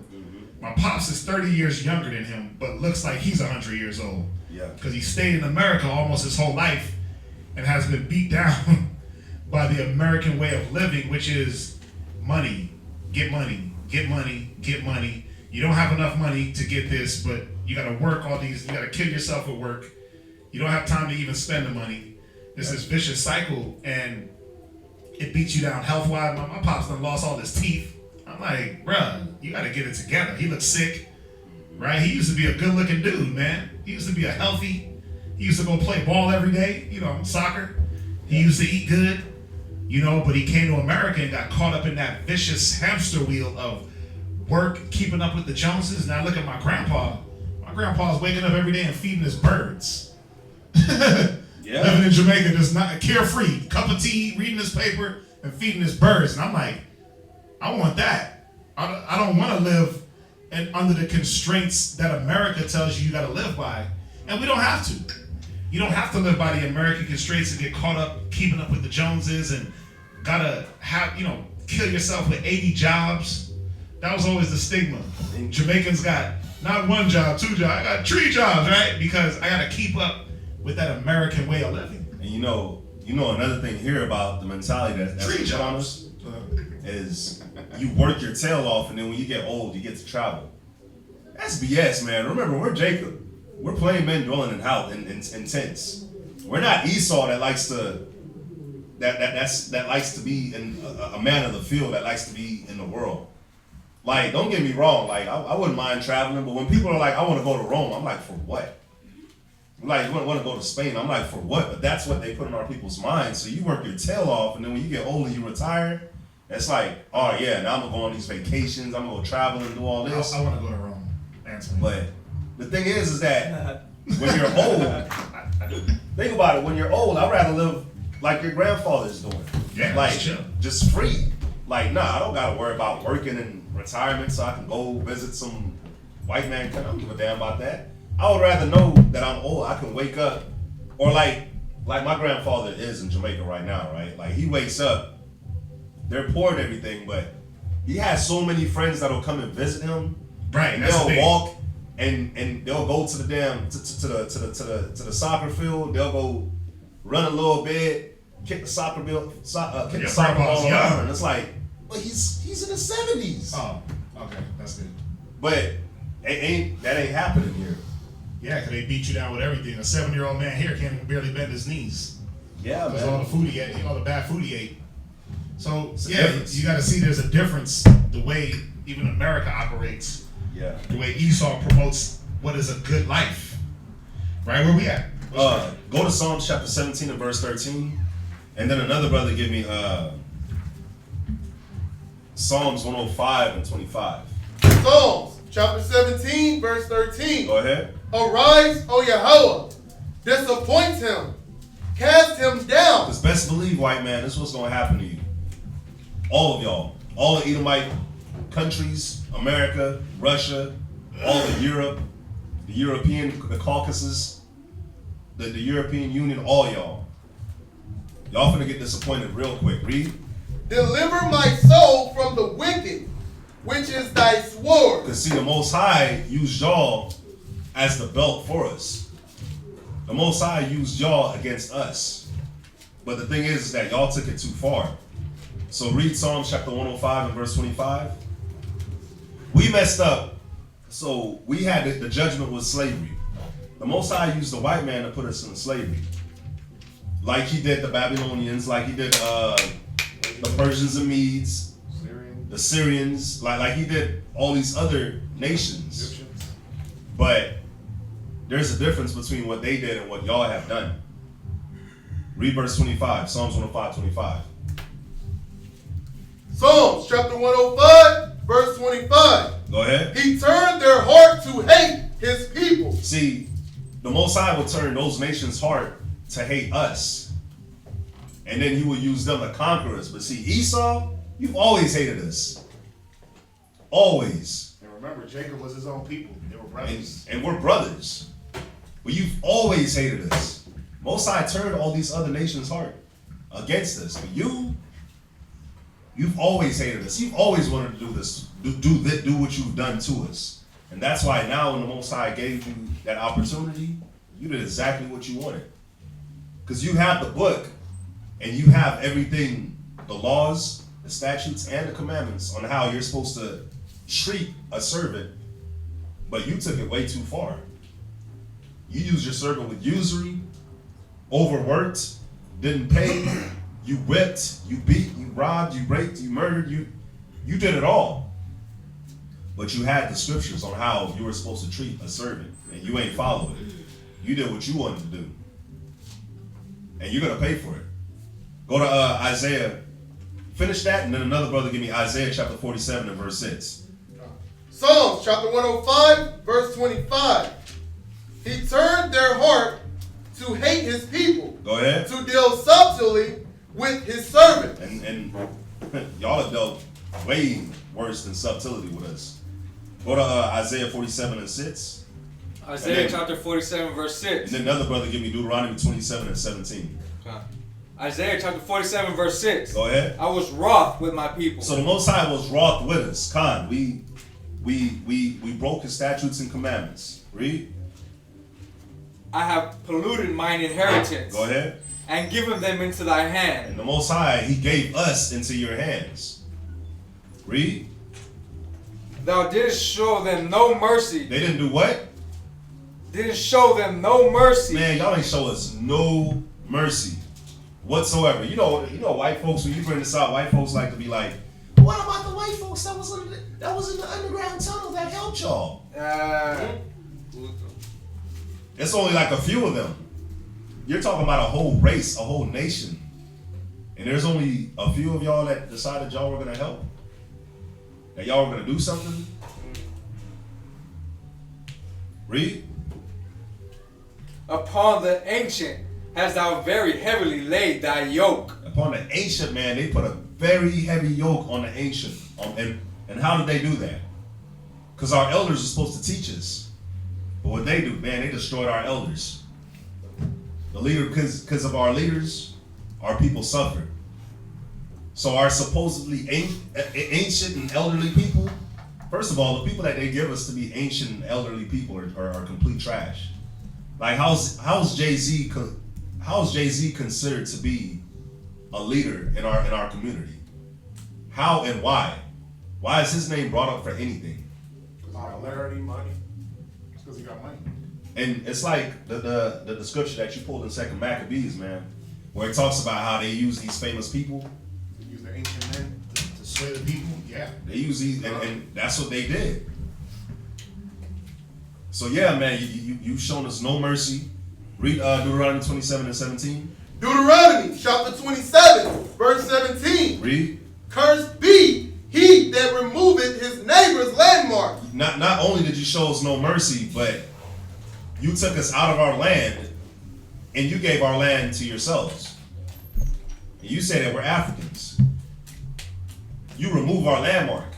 You removed Israel out of our whole memory. We don't even know who we are as a people. So we can't, because we don't know we're Israel, we can't follow the Most. We don't even think about following the Most High's commandment. Like it says in Isaiah 1 and 3, our people don't even consider that we're Israel. And then when they hear, they don't even want to hear it. But that's what they have to hear to get out of the condition that they're in. But because you've removed our landmark and our name and our history and our culture, we have no way of coming out of it and building ourselves and coming back to a nation. You was gonna say? No, I was gonna say. Yeah, you've literally taken everything from us, because the only way we can even function as a nation is through the Most High. And you knew that, and you took that from us. So now we think we Africans, we think we Kemet, and our people just suffering, man. Our people suffering. Go to Ecclesiastes chapter 34 and verse 20. What was the last scripture? That was Deuteronomy chapter 27, verse 17. Yeah. Go to Ecclesiastes 34 and 20. And then another, read that. Ecclesiasticus chapter 34, verse 20. Go ahead. Whoso bringeth an offering of the goods of the poor, doeth as one that killeth the son before his father's eyes. Listen, man, if you're going to bring an offering of the poor to the Most High, that's like you killed Christ. And that's what they do with us. That's literally what they do with us, man. They take and they take and they take and they take from us. and then they act like they're giving it to the Most High, or that it's for the Most High. How many people go to Joel Osteen's church and donate to him, man? Give him all kinds of money. Poor people, poor Israelites, poor blacks and Latinos that donate to these mega churches, thinking that they're giving alms, but ain't nothing coming from it because y'all ain't teaching them nothing. Read. Verse 21. The bread of the needy is their life. And our bread is our life. Your livelihood, yep. It's our livelihood. But what did he do? Read. He that defrauded him thereof is a man of blood. But they defraud us of our bread. So you defraud us of our life. We go and we work. We go and we work for these crackers, man, and they pay us like $20 an hour. And our people feel like $20 an hour is good. Bro, a lot of our people ain't never seen $20 an hour. And a lot of our people never even seen 20 an hour. But a lot of our people like, oh my gosh, I make $20 an hour. Like, what is that? What is the company making off of you if they make $20 an hour? The majority of our people is not making 20 an hour. Bro, the vast majority of our people. Vast majority. Because if you got a felon, oh my gosh, and the majority of our nation has a felon. If you got a felon, Just our level of education don't let us get $20 an hour. Just our level of education doesn't warrant $20 an hour. And a lot of jobs ain't paying that these days because they ain't got it. But when they were dishing that out, you was either in the plants, you was in the car industry back in the day, you was in the assembly lines back in the day. But now, Walmart's not paying nobody $20 an hour. Walgreens, Walmart, CVS, bro, they got all retail, those self-checkouts. Yeah, retail. Come on now. Yeah, bro. They're not paying nobody $20 an hour. They're paying you like $13.50. You know, it's cold, man. I went to the H-E-B to get some groceries, and they got the self-checkout. And I'm looking at the self-checkout like, golly, everybody's lined up in the self-checkout. And you got all these registers where you could put people on. What is it to pay them $10 an hour? What is it to, you fresh out of high school, or you in high school, and you like, man, every teenager, when they're in school, they just want to get a job at like a grocery store, bagging groceries, or register, or something like that. And Well, you just pulled it. these demons don't even want to pay $10 an hour. And you're not even getting paid $10 an hour for doing that, but you just pulled the perfect scripture. Read verse 21 one more time. Verse 21. This is why.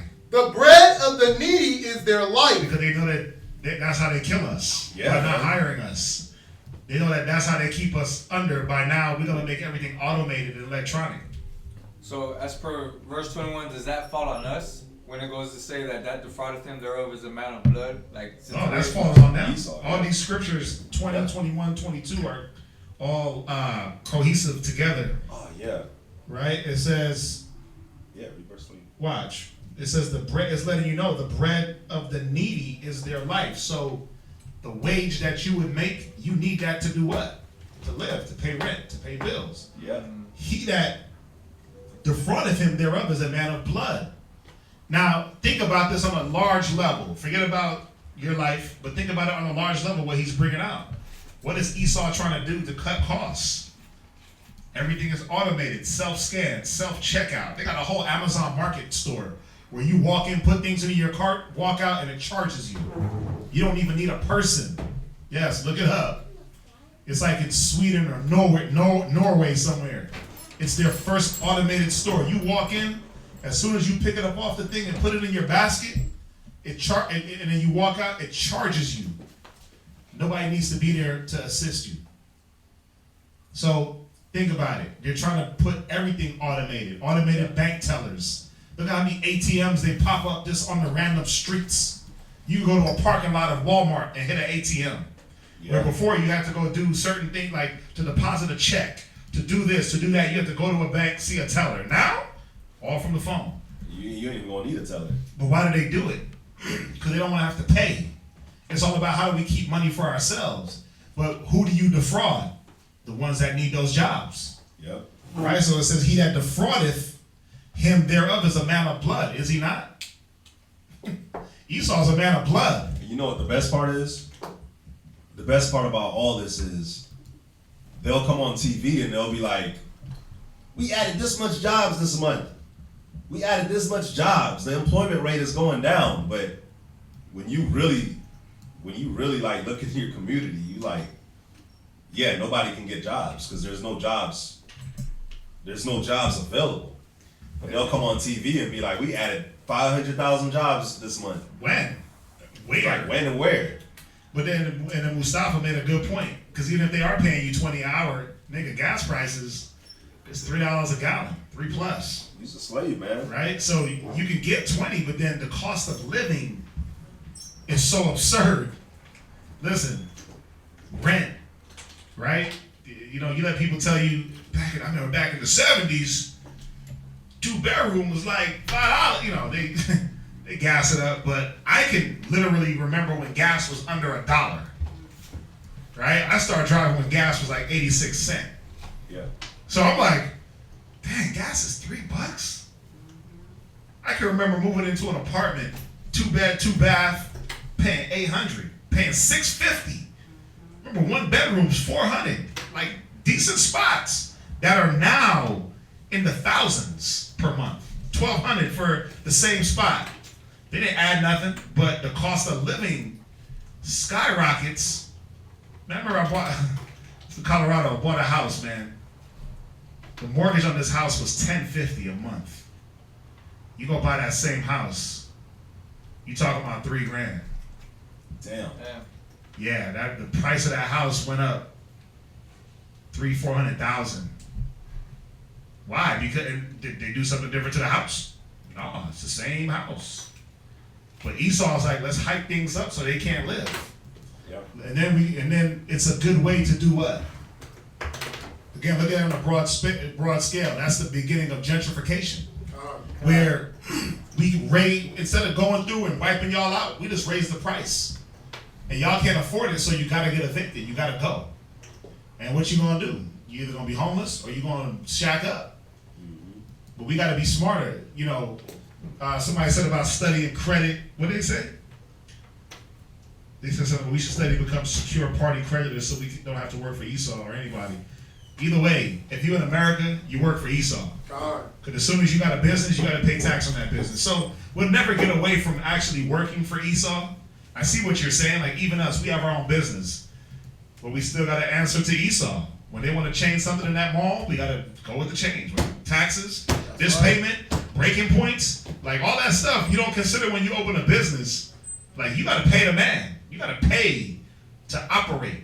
And if you don't pay taxes, what do? They'll shut your business down. They'll put a lien on your business. You can't open. They're like, you don't pay your rent. Listen, you gotta pay for the sign in front of your business. Yeah, bro, we gotta pay for the damn sign right here.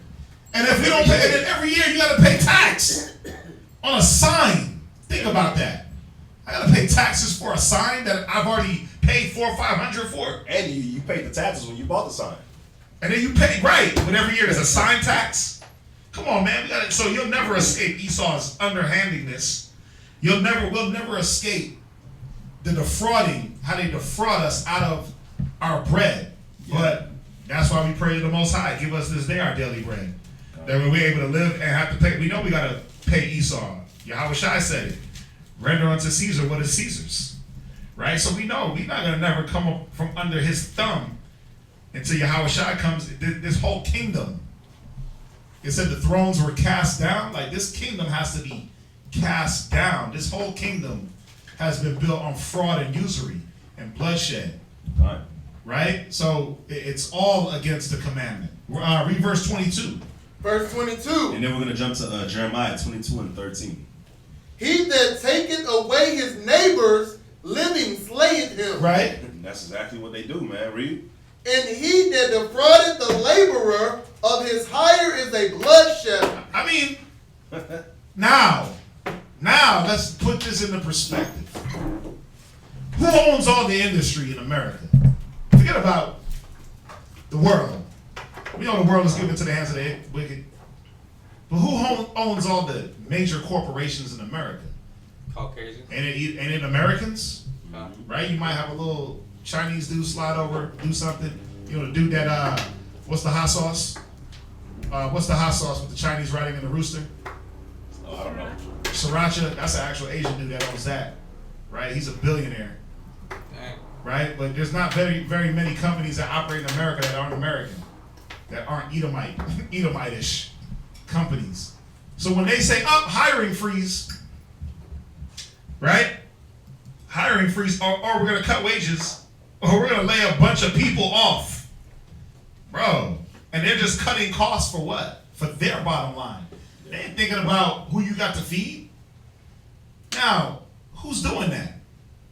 Is that the Saudis? Like, yeah, we're gonna cut costs in America. No, that's Esau slaying you. That's Esau further oppressing you, man, the white man.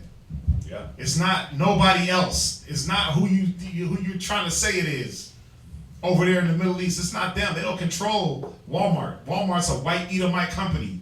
When they want to slash, they'll slash all them prices and roll back. But when they want to slash wages and roll back wages, who gets affected? We do. The ones that the blacks and Hispanics that work inside Walmart. You know, come on, man, y'all gotta see it. You gotta see it. They give us these low-level jobs, And they just take it away. and then they just like, oh, well, we gotta make sure that our golden parachute is set up for when we retire. So we're gonna cut jobs so that money can go into their little funds. Read it one more time, verse 22. Verse 22. He that taketh away his neighbor's living Right. slayeth him. Yeah, man, that's another way to kill a man. Go ahead. And he that defrauded the laborer of his hire is a blood shedder. Come on, man. Read Jeremiah chapter 22, verse 13. Jeremiah chapter 22, verse 13. Go ahead. Woe unto him that buildeth his house by unrighteousness. Yeah, man, that's why destruction got to come here. Ain't America built off of unrighteousness? Son. Absolutely. Read. And his chambers by wrong, Read. that useth his neighbor's service without wages. He does what? Useth his neighbor's service without wages. And they did that during slavery, and they still do it now. Because what wages are you getting? You feel like you get paid, but then it all goes to bills, mortgage, cars, food. I mean, who really has 1,000 or 2,000 in the bank right now? You're forced to work. You're Paycheck to literally paycheck. forced to work. Yeah. Paycheck Yeah. to paycheck, and you think this is life? You think God just made you to work? To just work, and you can't do nothing? You don't work, you don't eat. Yeah, But I like that. That the workman is supposed to take fruits in the labor, take part in the labor that he does. Muzzle not the ox's mouth, right? That treadeth out the corn. You're supposed to eat of the fruit of your labor. You're like, you don't even get a chance to even let the fruit grow because you're so busy plowing. You can't even plant nothing. You can't even lay seed down because you're so busy plowing away for good old white daddy, because the way he set it up. I'm gonna make the cost of everything so high. I'm gonna pay you so little, and it's gonna keep you in this hamster wheel where you gotta show up. How many people hate their jobs? But I'm here by default. Ricardo. The migrant workers of like Mexico, Central America, South America, and everything like that happens to them. There was this one story where there was this senor who came over here, like as per like work visa, from like 3 to 6 months, right?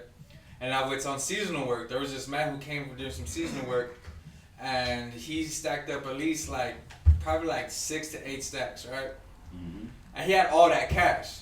But on his way back, as per the law, if you're crossing the border, you cannot cross with over 10,000.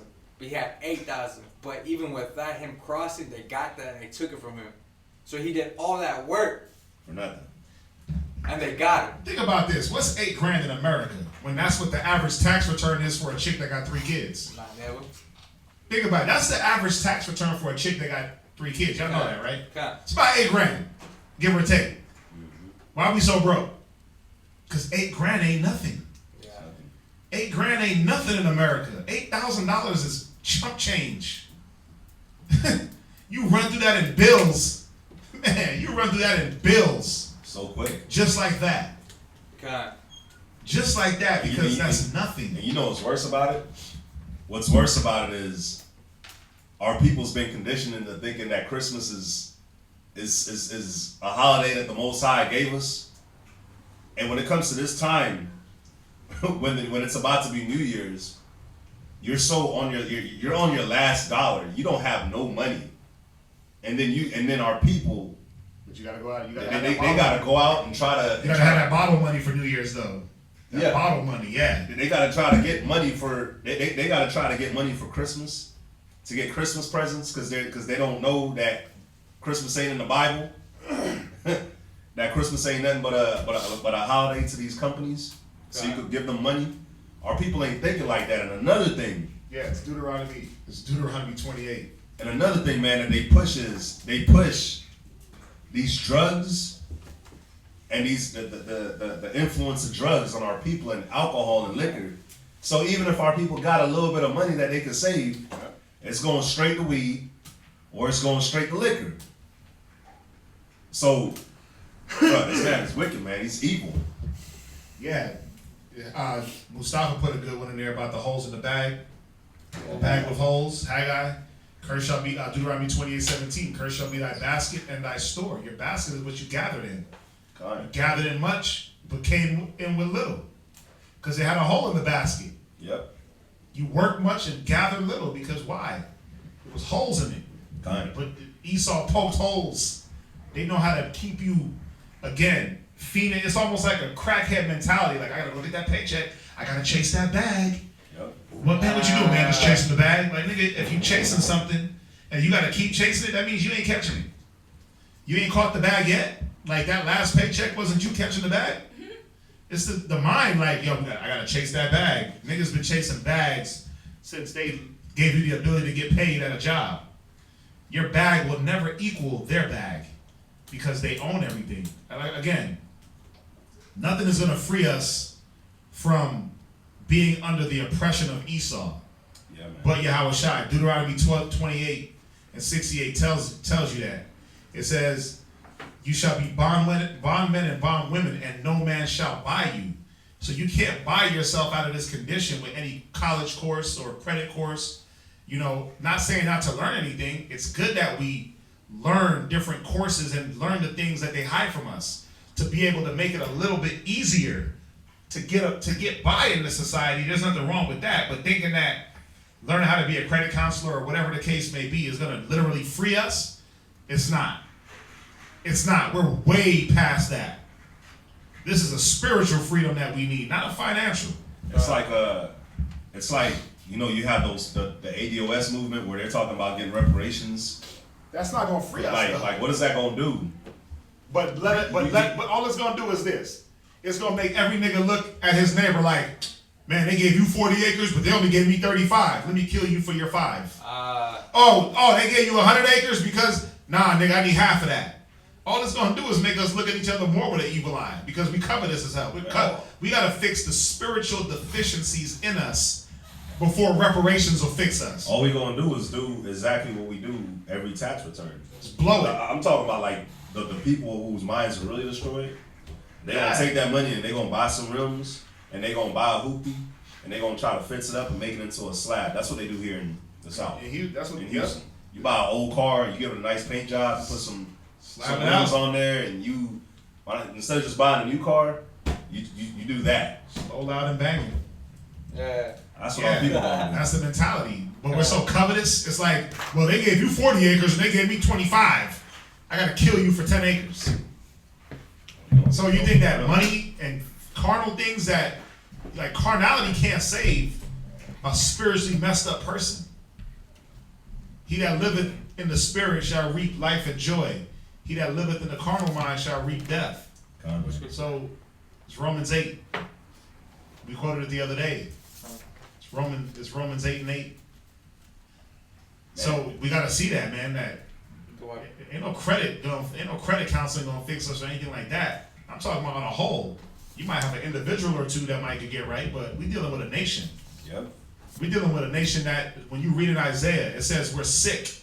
Isaiah 1 down, it says that we're sick from the head to the toe.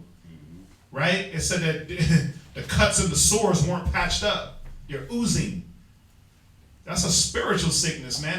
That ain't nothing that no, you can't put money in them cuts. I'm gonna block that up with some money. I'm gonna block that up with a good education. Niggas been getting educated. We've been getting money. We're the richest people money-wise on this. We spend more money on this planet than anybody else on this planet. As a whole. We are an economy. Ooh. We spend $1 trillion a year in America. Ooh. So our problem ain't money. Our problem is how to deal with each other, how to love each other, how to be brothers and sisters. Our problem is recognizing who's the enemy and who's not. Our problem is loving our enemy and hating our brother. That's our problem. It's not money. We got dough. Niggas got money. God. We be in that mall and cats are pulling out bands of money. Pulling out your whole rent out their pocket. They'll pull out your whole rent for the year. But they walk around and show it in their pocket. They'll walk around with your whole rent in their pocket for the year. So cats got dough. Black people we got money. If you add it all up, we got dough. We spend more of it than anyone. So it's not money. It's, again, spiritual things that we lack. Read Jeremiah 22:13 again, and then we're gonna go to Psalms chapter 69 and verse 26. So read Jeremiah 22:13, and we'll go to Psalms 69 and 26. And yeah, you're right. Yeah, our thing now is prescription drugs and codeine, right? I seen a nigga walking around the mall with a damn what was it, a NyQuil bottle. He was walking with the bottle in the mall. I'm like, why you got a NyQuil bottle? All he had to do was just put a straw in it, just sip. That's what they do. That's what they do. Throw a Jolly Rancher, right? Flavor it up. A little Sprite. Ain't that how they do that? Yeah. Yeah. Just be moving around. That's that Texas. That's Texas though. And then I'm gonna show you something, because he just put me on. The football player Josh Gordon. I didn't know he was from Texas, but he's from around this area. It's like right down the street. Now this nigga gets suspended every single year for substance abuse. Where'd he learn that? And how come money ain't stopped him? Every year since he started with the Cleveland Browns. He's a talented receiver. The dude is dope. Yeah. The dude got skills, but guess what? Every single year for what? He been in the league 10 years about? You could say 10 years. He been suspended every single year for 10 years because of PEDs, because of weed. No PEDs. No, this one was PEDs. The performance enhancement. This last one was PEDs. They say he's done it indefinitely. But everything before that was weed and pills. How come money didn't stop him? How come the millions that he's making, he didn't say, you know what, let me stop doing smoking weed? Because it's not about the money. It's about the mentality. What they say, you can take the nigga out the hood, but you can't take the hood out the nigga? Gone. Yeah, because we got to change our mentality first. That's what Esau does. Esau changed our mentality. He changed our mentality to follow him and chase him and chase his dream instead of chasing the Most High. So what do we want to do? We want to be high all the damn time, trying to chase some American dream. But answer me that. How come you got famous cats that got dough, drugged out, but Josh Gordon learned how to be a weed head here in Houston?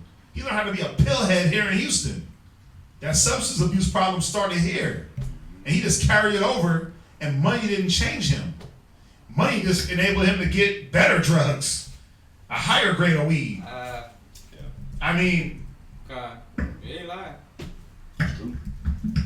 Jeremiah chapter 22, verse 13. Go ahead. Woe unto him that buildeth his house by unrighteousness, and his chambers by wrong, that useth his neighbor's service without wages, and giveth him not for his work. Gone, man, and that's exactly what they do to us, man.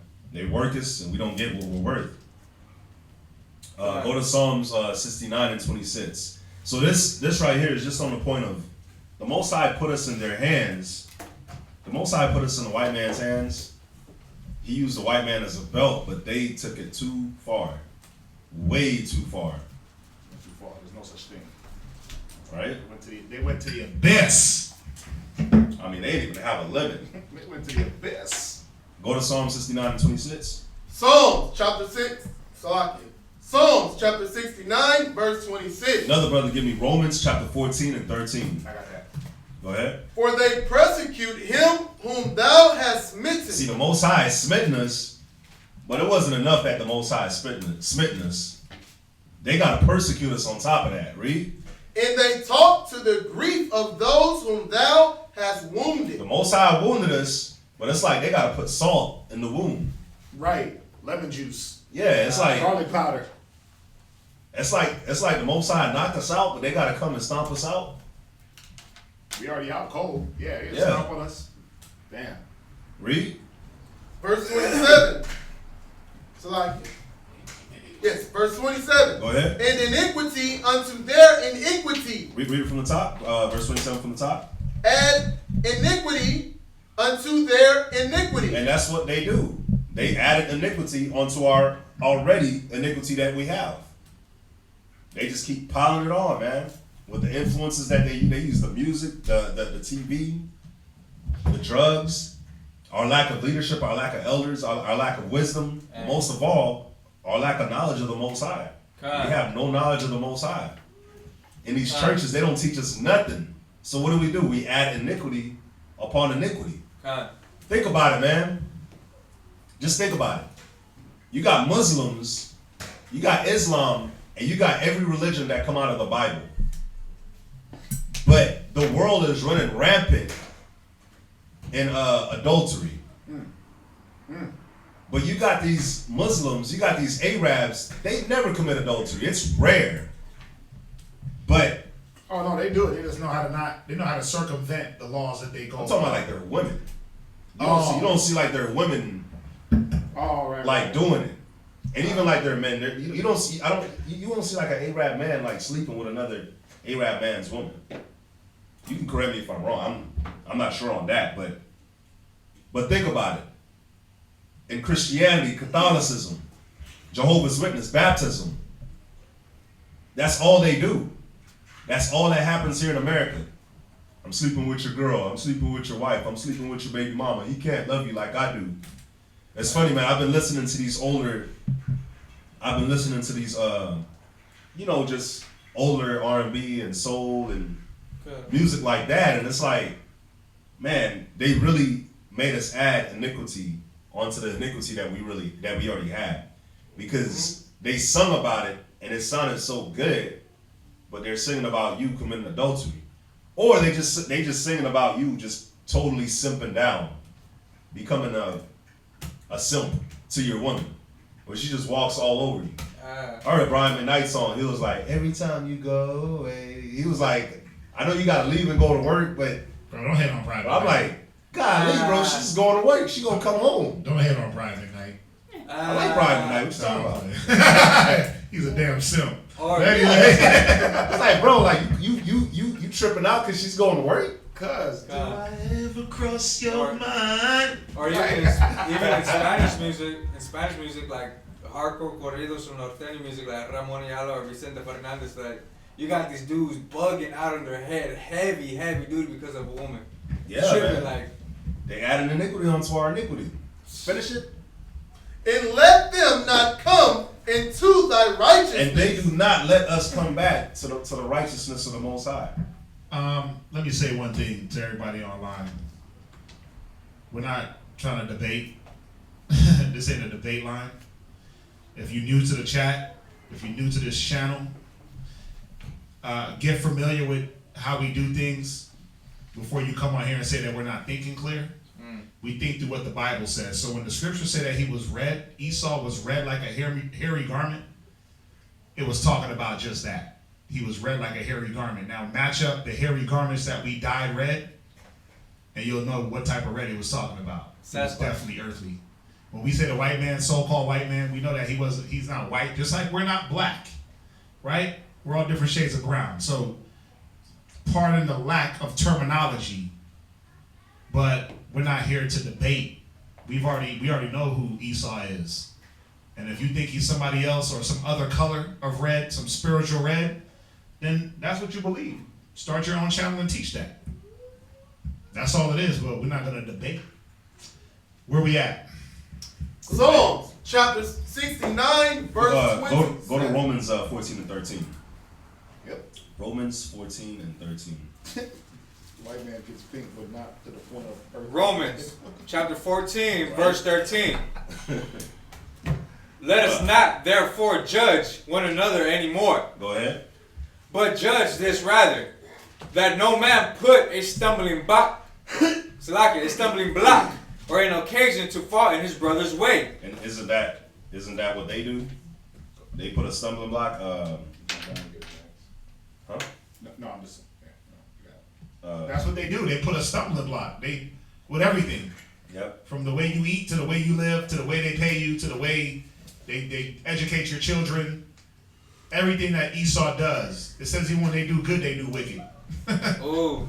So everything that they do is a stumbling block to keep the children of Israel further oppressed. Like it says, man, to crush us down, man, to beat us down, mentally, physically, spiritually. It's all an attack. Go to Isaiah 51 and 22, and then Ezekiel 25 and 12. No, it says red like a hairy garment. The Bible says that Esau, the first Edomite man. Remember, we're dealing with the first Edomite man. If you're talking about the scripture in Genesis, it's the first Edomite. So he's the purest of the pure. Ooh. Okay? The Bible says he came out red like a hairy garment. God. There's no red animal. We dyed garments red for the temple. Mm-hmm. Okay, they were red like, where's that apocrypher? They were bright red. All right, so we dyed garments red, like it says in Exodus, for the temple to decorate it. So that's what the Bible was equating the first Edomite man to: a red, hairy garment, not a red ginger, not the red-headed people that you see. No. You know what's funny, even about that? I mean, bro, we're in Texas right now. We're in Houston. It gets hot down here. If you go to Rosenberg, if you go to the south in these country parts of Houston, Come on. when it's like really hot, And that sun bakes on them, they look like cherry red. But even before that, they call themselves rednecks. God. Again, let's just deal with what the scriptures say. God. Said he came out red like a hairy garment. Remember, it's the first Edomite man, the purest of the pure. There's no cut. All right, so he came out red, man. Red, and he was very hairy. Hairy enough that his brother had to disguise himself with goat's fur. Now, if you ever felt goat's fur, you would really understand, like, damn, this dude's hands were that hairy? Yes, because his hairiness and his redness was potent. Moving on. Isaiah 51 and 22, Ezekiel 25 and 12. Isaiah chapter 51, verse 22. All right, where you at? Not even half. Thus saith thy Lord. Okay, that's fine. We can part to it. Yeah. So we'll hit this last scripture, Oh no, two more. That's or two more, and then we got a part two, man, because he got oh wow, yeah, he got a whole nother class there. Nice. Because we never like even go into like the end of Esau. We was just going into like how He Esau is. has been doing this. Right, how's he been doing this? So yeah, we can always continue this one. This is a good one to come back with. So Yeah. Go to Isaiah 51 and 22. Isaiah chapter 51, verse 22. Go ahead. Thus saith the Lord and the Most High, that pleadeth the cause of his people. Go ahead. Behold, I have taken out the hand, the cup of trembling, even the dregs of the cup of my fury. Thou shalt no more drink it again. That's what the Most High is saying. We're not going to drink of the fury of the Most High no more. Read. Verse 23. But I will put it into the hand of them that afflict thee, It's going to go into your hand, Esau. You're the one that afflicted us. Read. which have said to thy soul, Read. bow down, that we may go over.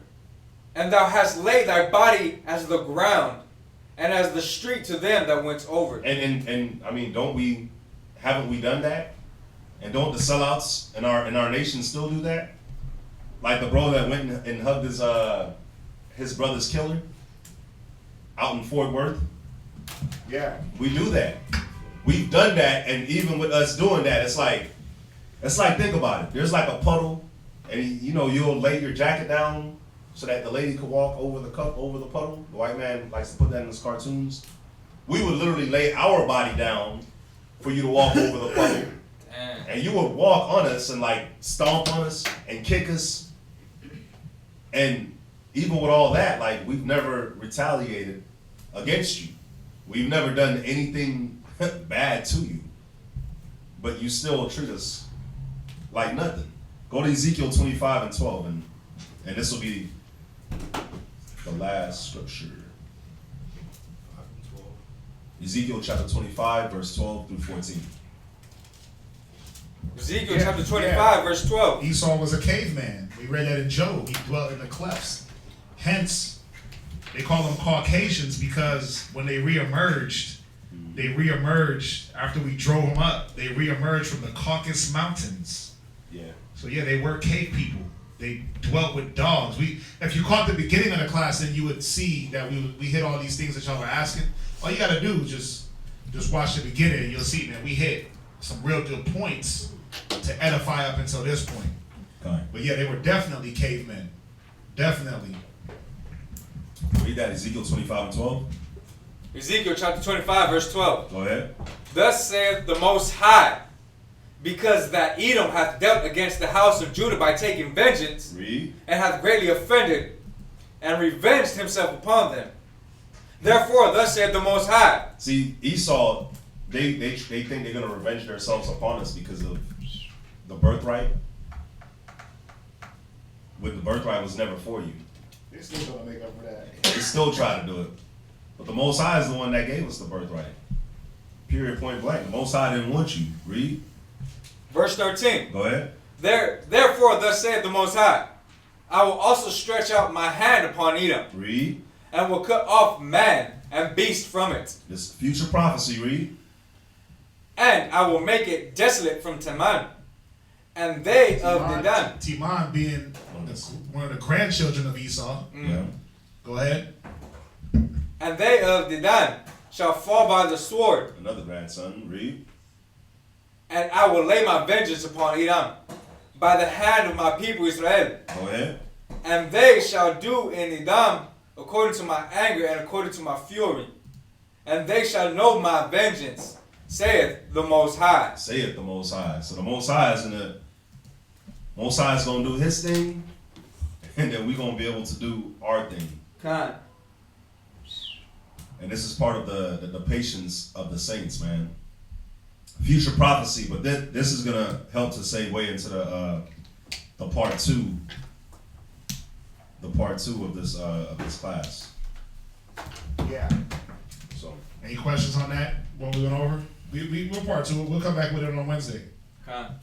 For everybody online, yeah, we'll part two this on Wednesday. We'll go over Hanukkah, which shouldn't be that much, and then there's not that much on Hanukkah, and then we'll finish this class up on Wednesday, Con. and then Thursday.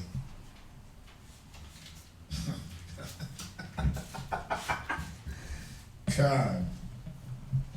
Right. Khan Kazaki. Hold on real quick.